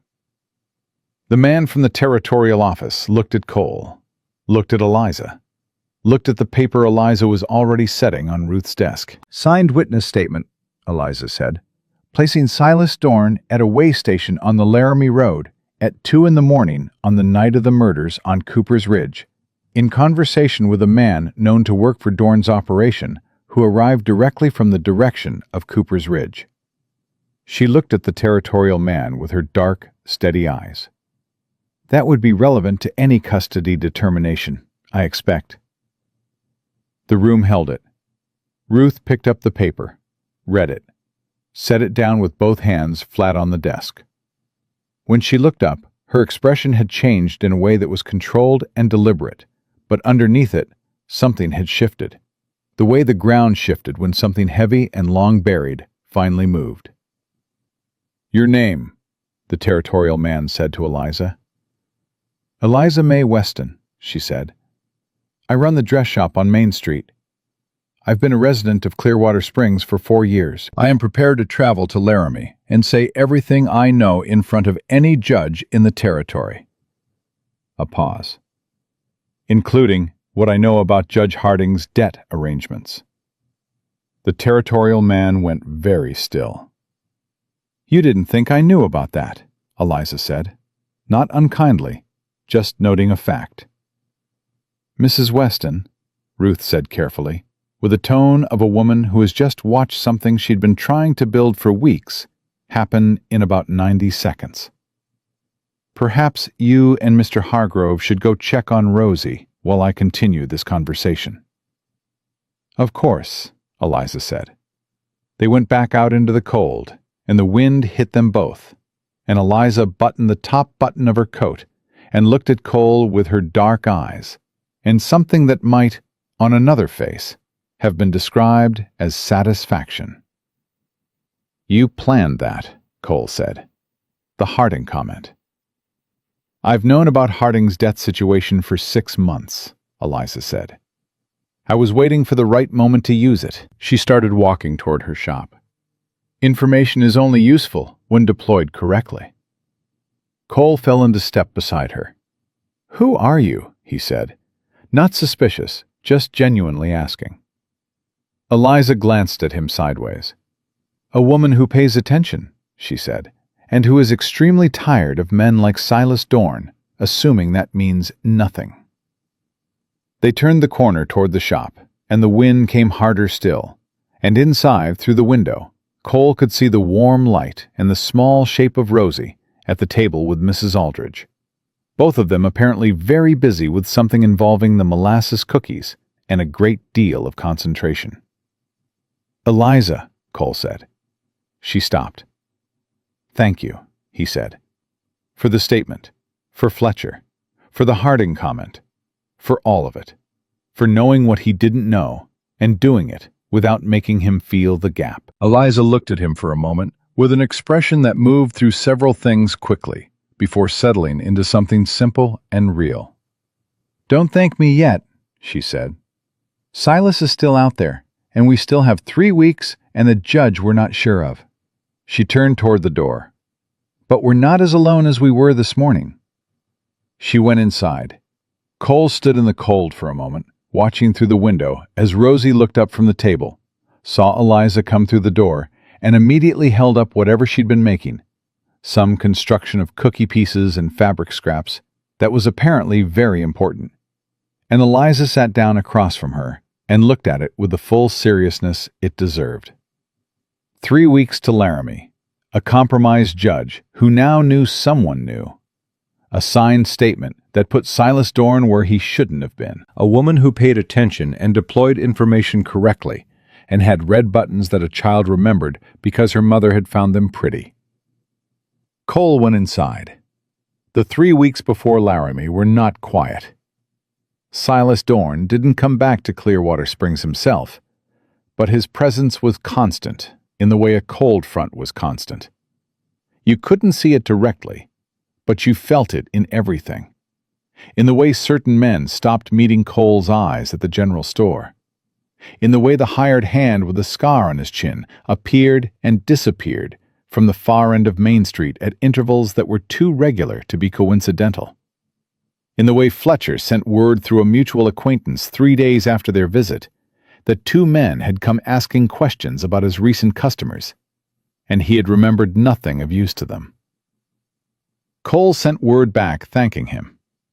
Fletcher sent word back saying he hadn't done anything worth thanking. Ruth worked her angles quietly and reported what she found in brief, direct conversations that she and Cole conducted while appearing to discuss nothing in particular outside the general store or along the street, because Ruth had concluded early that the marshal's office was being watched and had adjusted accordingly.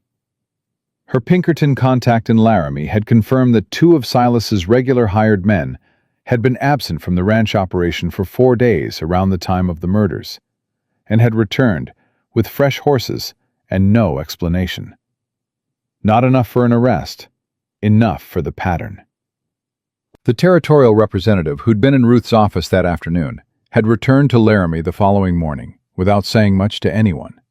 But 2 days later, Ruth received word that the custody hearing had been reassigned from Judge Harding to a circuit judge named Abigail Crane, who was currently riding the Northern Territories and had a reputation, Ruth said, for not being owned by anyone, because she'd never needed to be. Female judge, Cole said. Female judge, Ruth confirmed. Harding is furious, from what I hear. Silas's lawyer filed 3 objections to the reassignment, and all 3 were denied. She paused. Someone in the territorial office decided that a case involving a murdered family, a silver mine, and a compromised local judge was worth the attention of someone they trusted. Eliza's comment, Cole said. Information deployed correctly, Ruth said, in a tone that suggested she'd heard that phrase recently and found it accurate. Eliza, for her part, ran her shop and kept Rosie during the days when Cole needed to be elsewhere, and received the observation from several women in town that it was very charitable of her to help with the child, and thanked them pleasantly, and didn't correct the word charitable, because charitable was a comfortable explanation, and comfortable explanations kept people from asking the ones that were harder to answer. Rosie continued to sort fabric scraps by color. She had developed opinions about which colors belonged together, and these opinions were firm and not subject to revision by adult input. She also developed a habit of saving specific scraps, red ones particularly, in the pocket of her dress alongside the smooth stone, and when Eliza asked her why, Rosie said, "Keeping them," in the tone of someone for whom this was a complete and sufficient explanation. Cole watched all of it. Watched Eliza teach Rosie to thread a needle, with the patience of someone who understood that 3-year-olds required a specific kind of sustained attention that was different from other kinds of attention. Entirely present, entirely unhurried, willing to let the same attempt happen 12 times, without a single alteration in the quality of encouragement offered.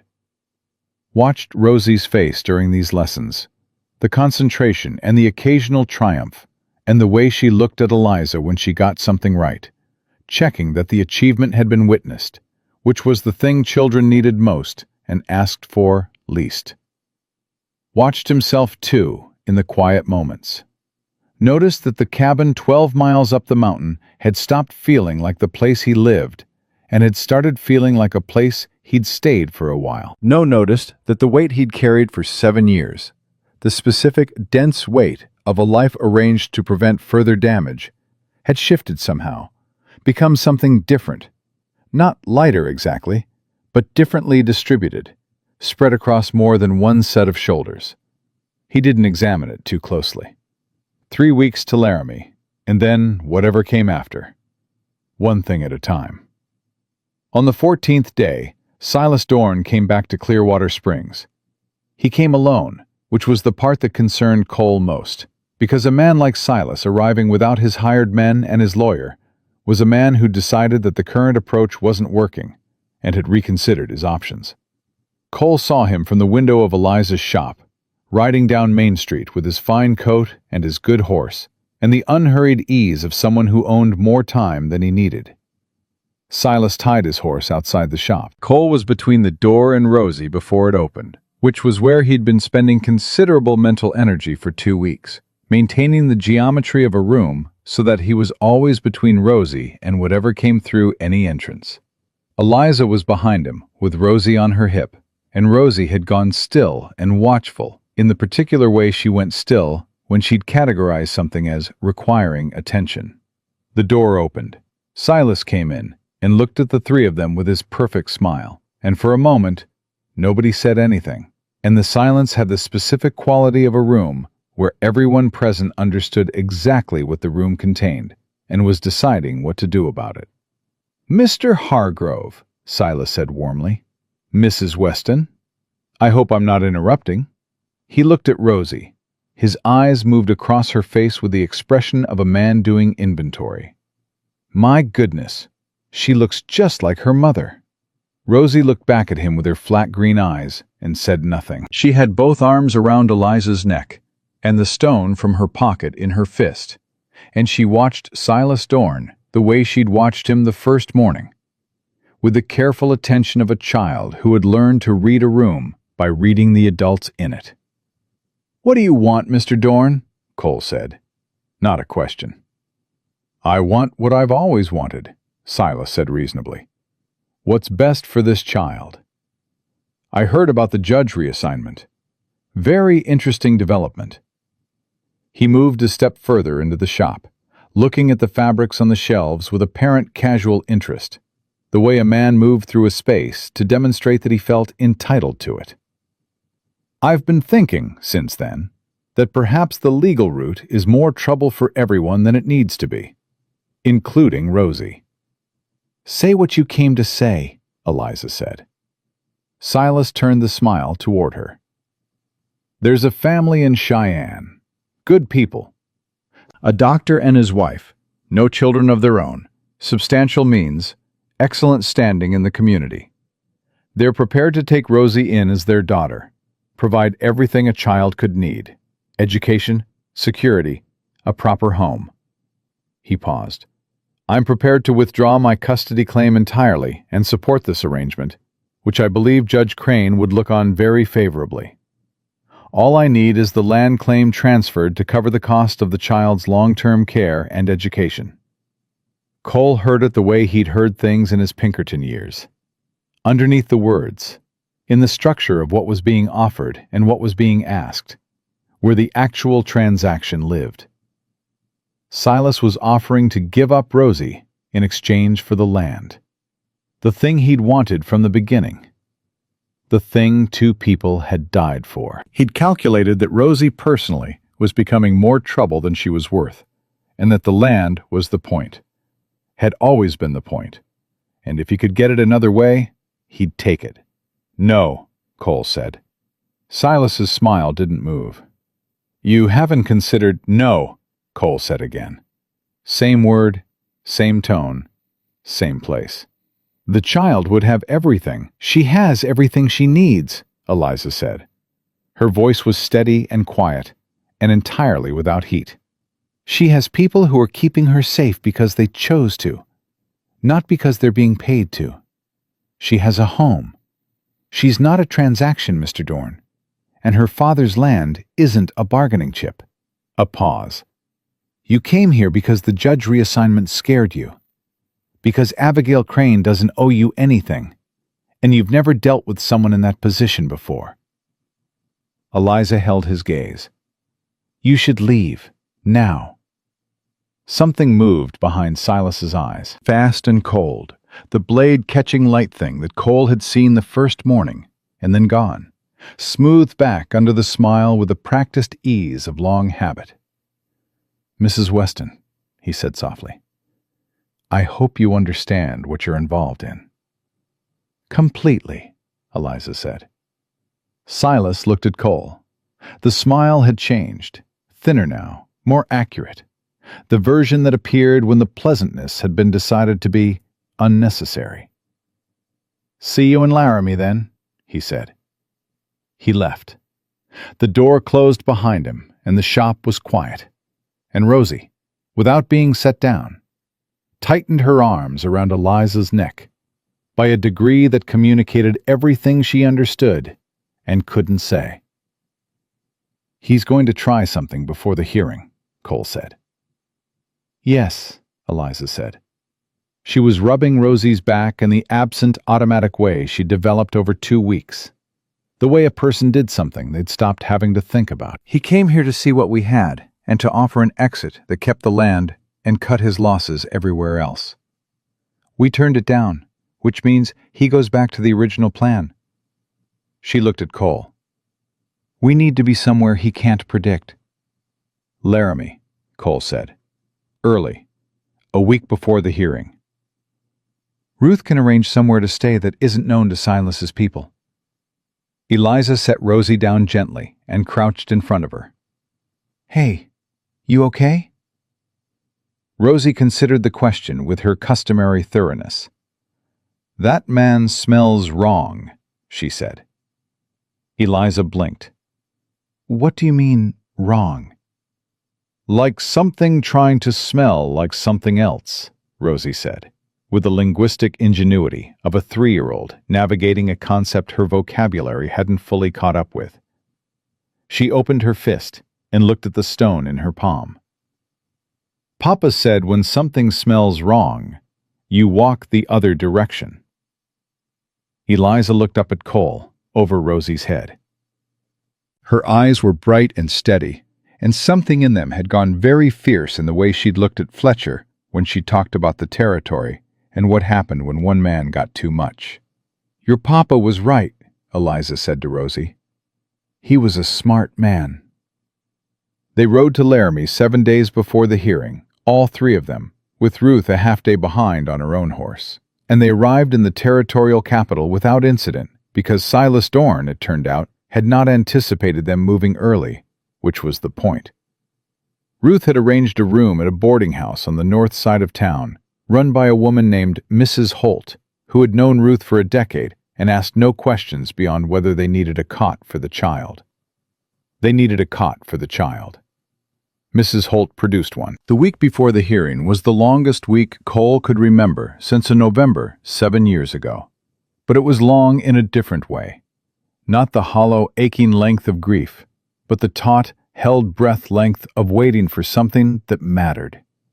He and Eliza went over their statements with Ruth every morning at the table in Mrs. Holt's kitchen, while Rosie had breakfast, and reorganized whatever small objects were available to her. He'd interviewed, in his Pinkerton years, perhaps 300 people, and the process of reviewing testimony for consistency and gap had become as automatic as reading a trail. But doing it across a table from Eliza, watching her go through her account with the same flat precision she brought to everything, he found himself noticing things that weren't relevant to the legal preparation. The way she caught a small error in her own timeline and corrected it without prompting, because accuracy mattered to her intrinsically, and not because she was being watched. The way she talked to Rosie across the table without interrupting the adult conversation, just maintaining the connection, a hand on the shoulder, a direct answer to whatever Rosie asked, treating the child as present rather than managed. The way she'd looked at Silas Dorn in the shop and said she's not a transaction, with the quiet authority of someone who had decided, at some point in her life, what things were worth and was no longer willing to negotiate on the subject. On the third night in Laramie, when Rosie was asleep and Ruth had gone back to her own room, Cole and Eliza sat at Mrs. Holt's kitchen table with 2 cups of coffee going cold between them and the silence that had stopped being uncomfortable somewhere in the last 2 weeks and had become something else, a thing with weight and texture. The silence of people who have been through enough together to know they don't need to fill it. "What happens after the hearing?" Eliza said. Not quite a question. "Depends on the ruling," Cole said. "Assume it goes our way." She wrapped both hands around her cup. "What do you do then?" Cole thought about the cabin 12 miles up from Clearwater Springs. Thought about what Ruth had said in the marshal's office 2 weeks ago. The thing about a single man and a mountain and a judge's questions. Thought about Eliza in the corner of that office with her arms crossed and her dark eyes steady.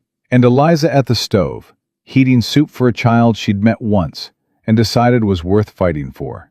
And Eliza handing Fletcher's statement across Ruth's desk with the calm of someone who had been preparing for that moment since September without knowing it. "I've been thinking about that," he said. "So have I." She looked at her coffee. "I want to say something, and I need you to hear it as what it is, not as what it might look like from the outside." "Say it." "I care about that child." She said it directly, the way she said everything that mattered. "I have since the moment she told me her mother liked my buttons. And I care about what happens to her, which means I care about what happens to you, because you're what happens to her." She looked up. "I'm not suggesting anything romantic. I'm not suggesting convenience. I'm suggesting that what we've built in the last 3 weeks is something real, and real things deserve to be treated as real." She held his gaze. "I could be a witness who helped and then went back to my shop. Or I could be something more permanent in her life. And yours." A pause. "If that's something you can think about, honestly." Cole looked at this woman. The brown hair and the steady dark eyes and the red buttons, and the way she'd said, "She's not a transaction," to a man who frightened most people in a county. And the way she rubbed Rosie's back without thinking about it. And the way she'd ridden to Fletcher's with her back straight and done what needed doing because she'd decided it needed doing. And that was sufficient reason. He thought about 7 years of arranging his life to be small enough that nothing could break what was left of it. Thought about a horse that turned toward a burning wagon when its rider wanted to keep going. Thought about a child who lifted both arms toward a stranger in the snow because she needed someone, and he was there. "It's something I can think about honestly," he said. Eliza nodded once, the small decisive nod of a woman who had asked a real question and received a real answer and was satisfied with both. "Good," she said. "Then we'll think about it after Laramie." She picked up her coffee cup. "One thing at a time." The hearing was held in the Territorial Courthouse on a Thursday morning in January, in a room that smelled like pine resin and old paper and the particular dry warmth of a building that took its heating seriously.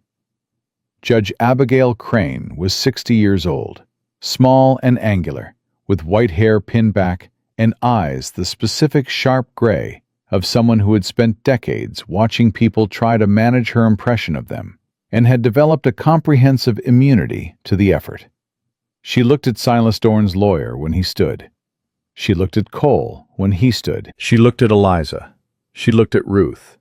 And then she looked at Rosie, who was sitting beside Cole, with her stone in her hand and her green eyes moving around the room with their standard evaluating calm. And Judge Crane's expression did not soften exactly, but something in it went still, in a way that was its own kind of attention. Silas's lawyer stood first and delivered his prepared architecture: blood relation, legal standing, financial capacity, the inadequacy of a single man's household, the child's need for stability and proper care. He was smooth and thorough, and he presented 3 affidavits from Laramie citizens, attesting to Silas Dorn's character and community standing. And he did all of it with the practiced confidence of a man who had won most of the rooms he'd walked into. Then Ruth stood and put Fletcher's signed statement on the judge's bench, put her own documented account of Silas's arrival at Cole's cabin before sunrise, put the timeline she'd built over 3 weeks, showing the movements of Silas's hired men in the days around the murders, put the survey report on the silver deposit and the record of Silas's 3-year effort to acquire the surrounding land.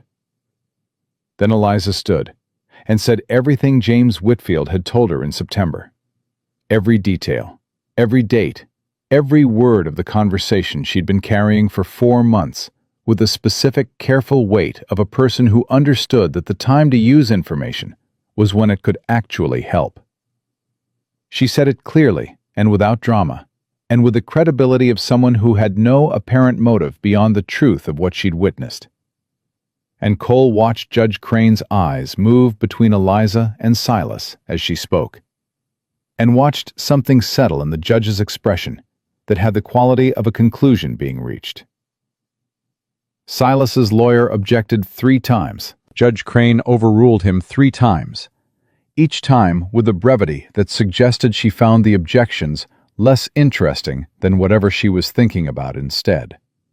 Then Judge Crane looked at Cole. "Mr. Hargrove," she said, "tell me why this child should stay with you." Cole had prepared a statement. He'd written it out and revised it and gone over it with Ruth twice, and he'd been planning to deliver it in the measured, careful language of someone who understood that this room required a particular kind of performance. Instead, he said what was true. "She lifted her arms up in the snow because she needed someone, and I was there," he said.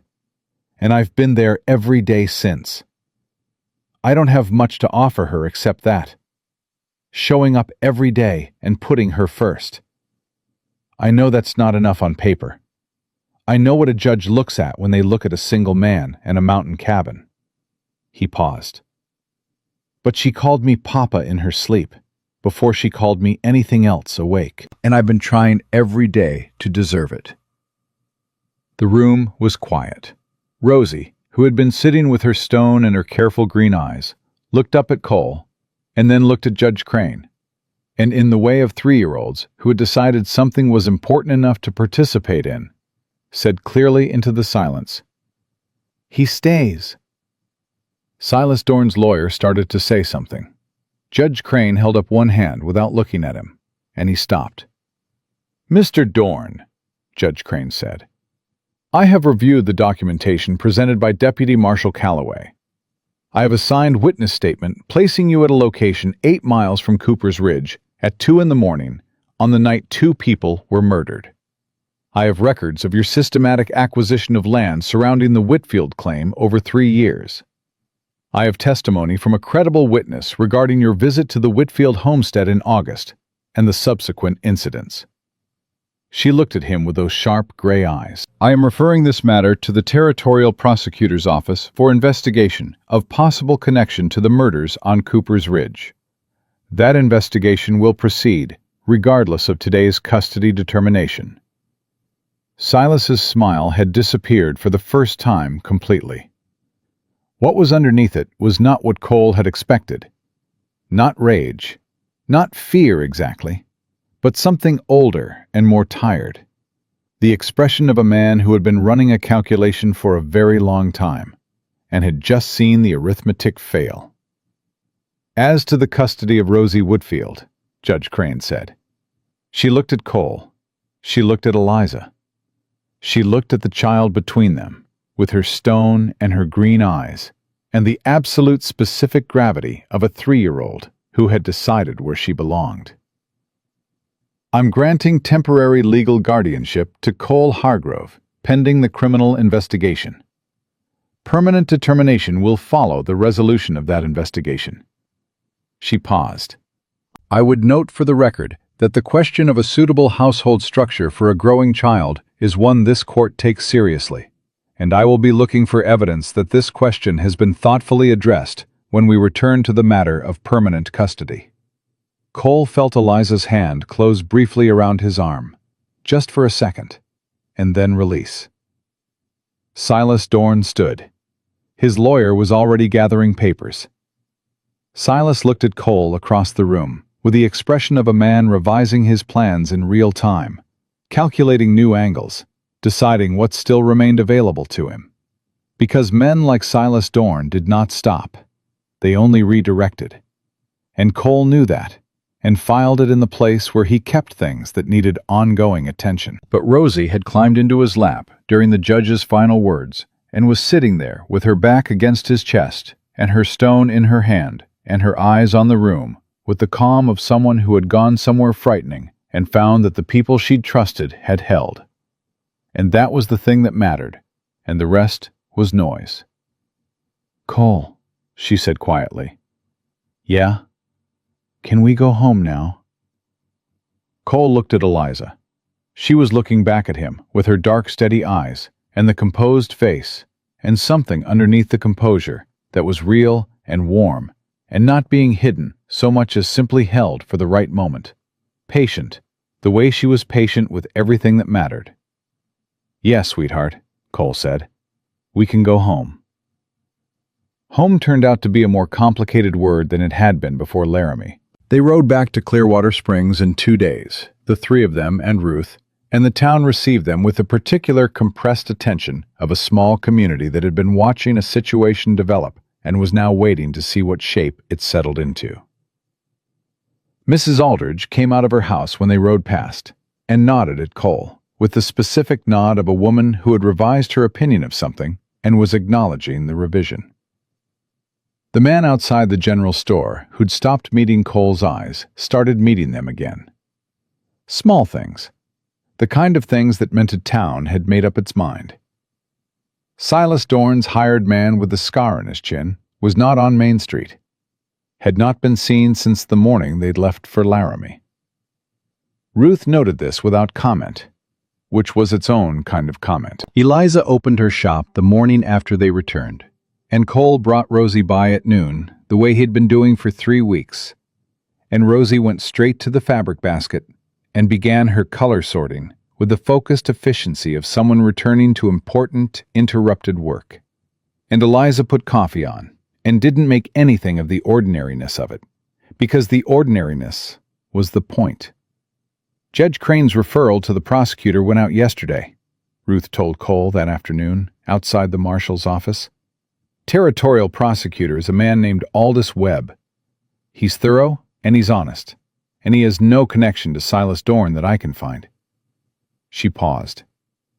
The 2 men from Silas's operation who were absent during the murders. One of them turned up in Cheyenne last week, trying to sell a horse that matched the description of one of James Whitfield's team. Webb's office has him in custody. Cole absorbed this.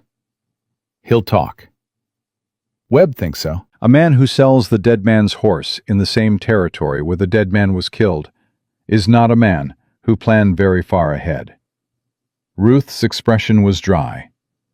These things take time, but they're moving. She looked at Cole steadily. Silas knows it, which makes him either dangerous in a new way or finished. And I can't yet tell you which. Both, Cole said. A man like Silas is always dangerous. Finished just changes what he's dangerous about. Ruth nodded. Keep your eyes open. He kept his eyes open. Went on keeping them open through the days that followed, through the rhythm that had established itself without anyone formally establishing it. Mornings at Mrs. Holt's boarding house, where they'd stayed since returning from Laramie, because the cabin 12 miles up the mountain was where Cole had lived before, and this was after, and after required different arrangements. Afternoons at Eliza's shop, evenings that had started as practical and had become something else. The 3 of them at Eliza's kitchen table, with whatever she'd cooked, Rosie between them narrating her ongoing investigations into the properties of various objects. Cole and Eliza talking around and through the things that were still being figured out, which was most things.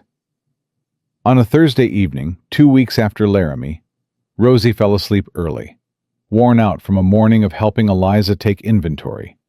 Her version of helping, which involved counting things aloud and occasionally miscounting on purpose to see if anyone noticed, which Eliza always did.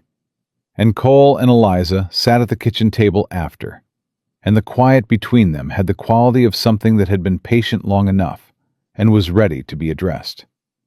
"I've been thinking about what you said," Cole told her, "before the hearing, about what happens after." "I remember what I said," Eliza said. She had her hands around her coffee cup, the way she did when she was being careful about something. "I also remember saying, one thing at a time." "Laramie is done," Cole said. "That's one thing. Silas's man is in custody in Cheyenne. That's another. Rosie has guardianship." He looked at her. "I've run out of reasons to keep saying one thing at a time." Eliza looked at her coffee. Then she looked at him, and her dark eyes had the directness they always had. But underneath it, something less managed. Something that had been patient for as long as it needed to be, and was done with patience as a strategy. "What are you actually asking me, Hargrove?" "I'm asking whether what you said before the hearing is still what you mean," Cole said. "About something permanent. About being in Rosie's life, and mine, in a way that's real." He paused. "I'm asking because Judge Crane said she'd look for evidence that the household question had been thoughtfully addressed, and I want to address it." "But I'm not asking because of Judge Crane." "Why are you asking?" "Because you rode to Fletcher's with me when you didn't have to," Cole said. "Because you sat in the corner of Ruth's office and said things that needed to be said and didn't look at me to see if you were doing it right. Because you held Rosie's hand when she offered it and didn't make anything of it, which was exactly the right thing to do." He looked at her steadily. "Because my daughter asked for you when she woke up scared 2 nights ago, before she asked for me. And instead of that bothering me, it was the most relieved I've been in 7 years." Eliza was quiet for a moment. The fire in the stove ticked and settled. Outside, the wind moved through Clearwater Springs, with the particular tone of a January night, deciding whether to be merely cold or something more serious. "I'm not easy to be with," Eliza said. "I have opinions about how things should be done, and I'm right often enough that I've stopped apologizing for having them. I kept my late husband's debts and his obligations because walking away from them would have cost me this town, and this town matters to me, which means I am not a woman who picks up and goes wherever circumstances require. I am a woman who stays where she's built something." She met his eyes.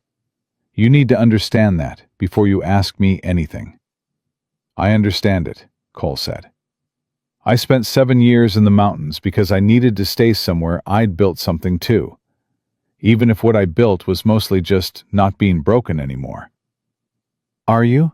Eliza asked. "Not broken anymore?"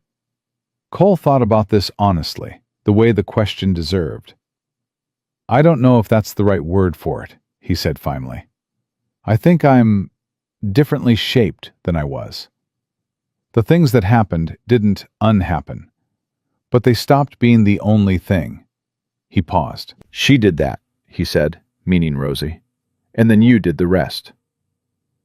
Eliza looked at him for a long moment with her dark, practical eyes, and something in her face did what it occasionally did. Moved through several things quickly before arriving at something simpler and more real than all of them. "I want to say yes," she said. "I want to say it clearly and mean it clearly. But I need to say something first. And it's not a condition. It's just true." "Say it." "I loved my husband in the way you love someone who needed you and whom you couldn't fix," Eliza said quietly. "That's a particular kind of love, and it costs a particular kind of thing. And I paid it for 8 years, and I'm not paying it again." She held Cole's gaze. "I'm not looking to rescue someone or be rescued. I'm looking for someone to stand next to. Equal weight, equal say, equal stubbornness when stubbornness is warranted.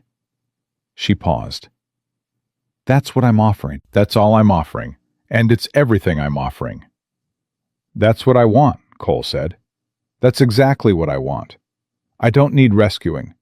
I need someone who tells me when I'm wrong and means it, and can be wrong herself without it meaning the world is ending, and who looks at a 3-year-old child and sees a person worth taking seriously. He looked at her. You do all of those things. You did them before you knew me well enough to have any reason to. Eliza set down her coffee cup. Then yes, she said, to the permanent thing, to the real thing. She said it the way she said everything that mattered, directly, without theater, with the specific weight of a woman who chose her words because she meant them. Yes. Cole nodded once. She nodded once. And that was the conversation, complete and sufficient, the way real agreements between real people were complete and sufficient, without requiring anything additional to make them true. They were married on the first Saturday in February in the Clearwater Springs Church, which was the newest-looking building in town, and had a minister named Reverend Goss, who shook Cole's hand with both of his and said he'd heard about what happened on Cooper's Ridge, and was glad it had come out right, and who looked at Rosie in the dress Eliza had made her, dark green, with 5 small red buttons down the front, and said, "My goodness," with the sincerity of a man genuinely moved by the sight of a child in the right dress at the right moment. Ruth Calloway stood as witness on Cole's side, in her marshal's coat with her iron-gray hair pinned back, and she shook Eliza's hand after, with the grip of someone who meant the gesture entirely. Mrs. Aldridge came and cried in a productive and satisfied way. Most of the town came, because small towns came to weddings, the way they came to everything that marked a change in who they were collectively, with interest and judgment and eventual acceptance, and occasionally with molasses cookies, which Mrs. Aldridge provided in quantity. Rosie stood between Cole and Eliza during the ceremony, holding both their hands, which she had decided was her position and was not negotiable. And when Reverend Goss said the words that made things official, she looked up at Eliza and said, "Mama?" Not testing it, not asking, just using it, the way she used words she'd already decided were correct. Eliza kept her composure for approximately 3 more seconds. Then she picked Rosie up and held her close and didn't try to keep her composure anymore.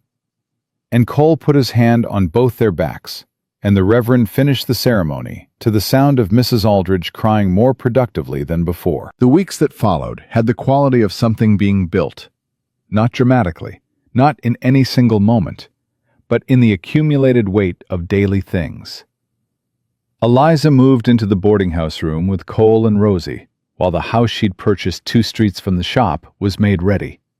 A house with 3 rooms and a kitchen and a yard, with a fence that needed repainting, which Rosie examined critically and declared would be better red, and which Cole repainted red on a Wednesday afternoon in late February, while Rosie supervised from the fence post and offered corrections.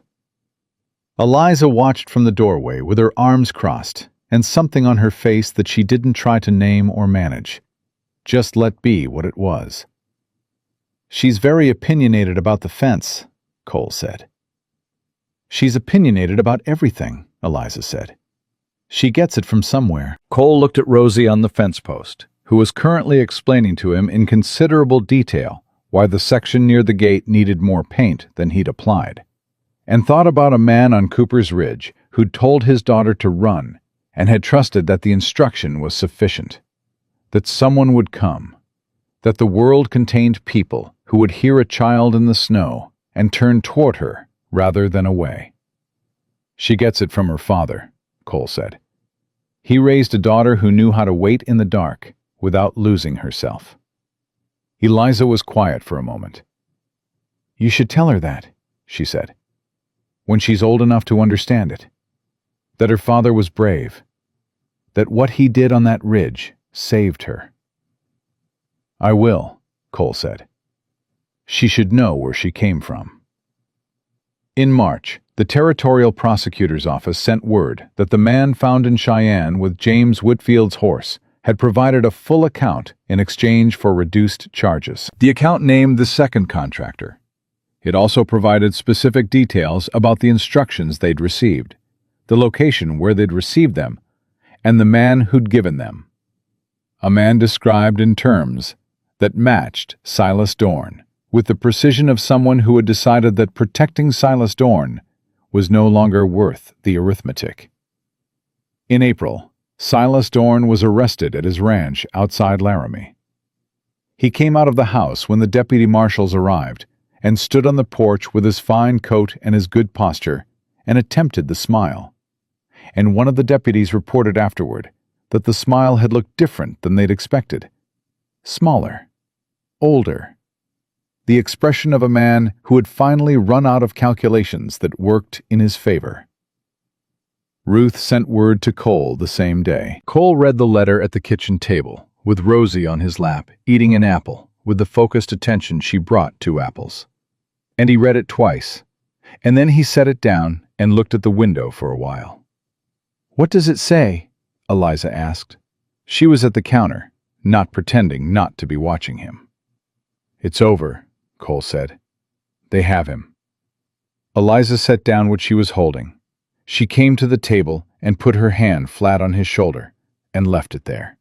And Cole put his hand over hers, and they stayed like that for a moment, while Rosie finished her apple and then looked up at both of them with her green eyes and said, "Is it good news?" "Yes," Cole said. "It's good news."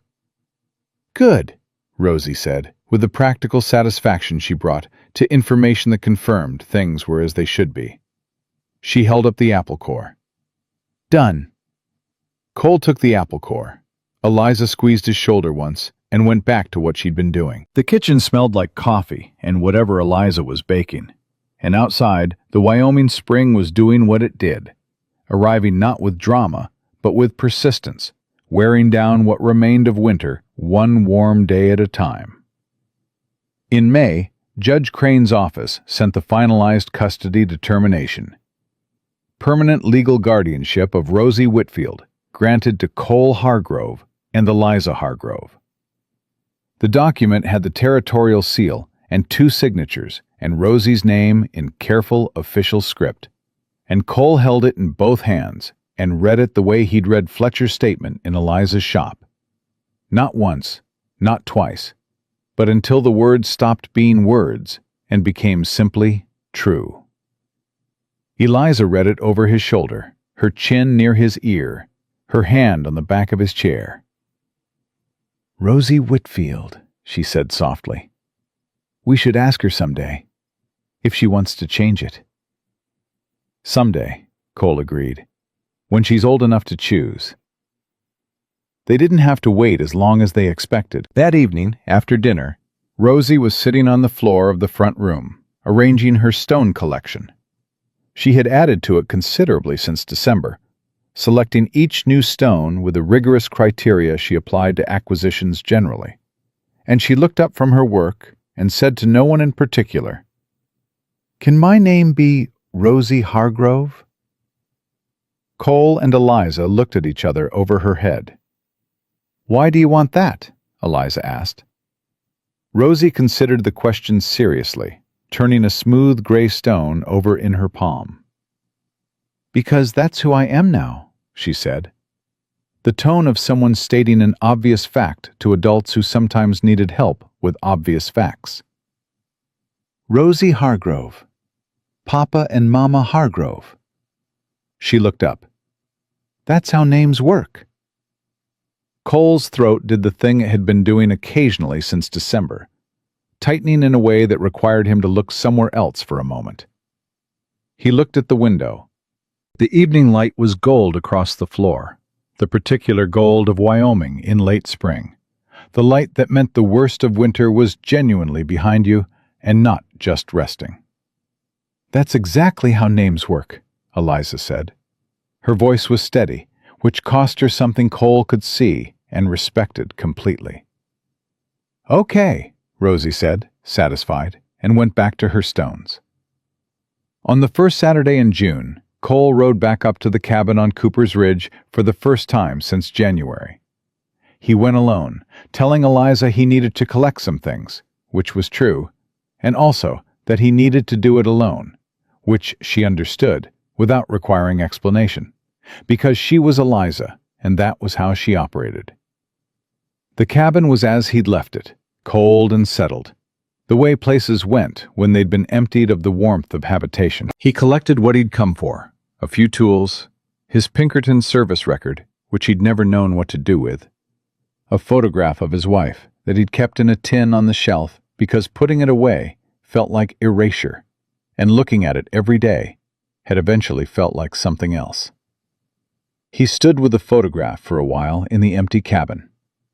The woman in it had been 26 years old and had laughed at things that weren't funny to other people, and had loved him in the uncomplicated way of someone who hadn't yet learned all the reasons not to.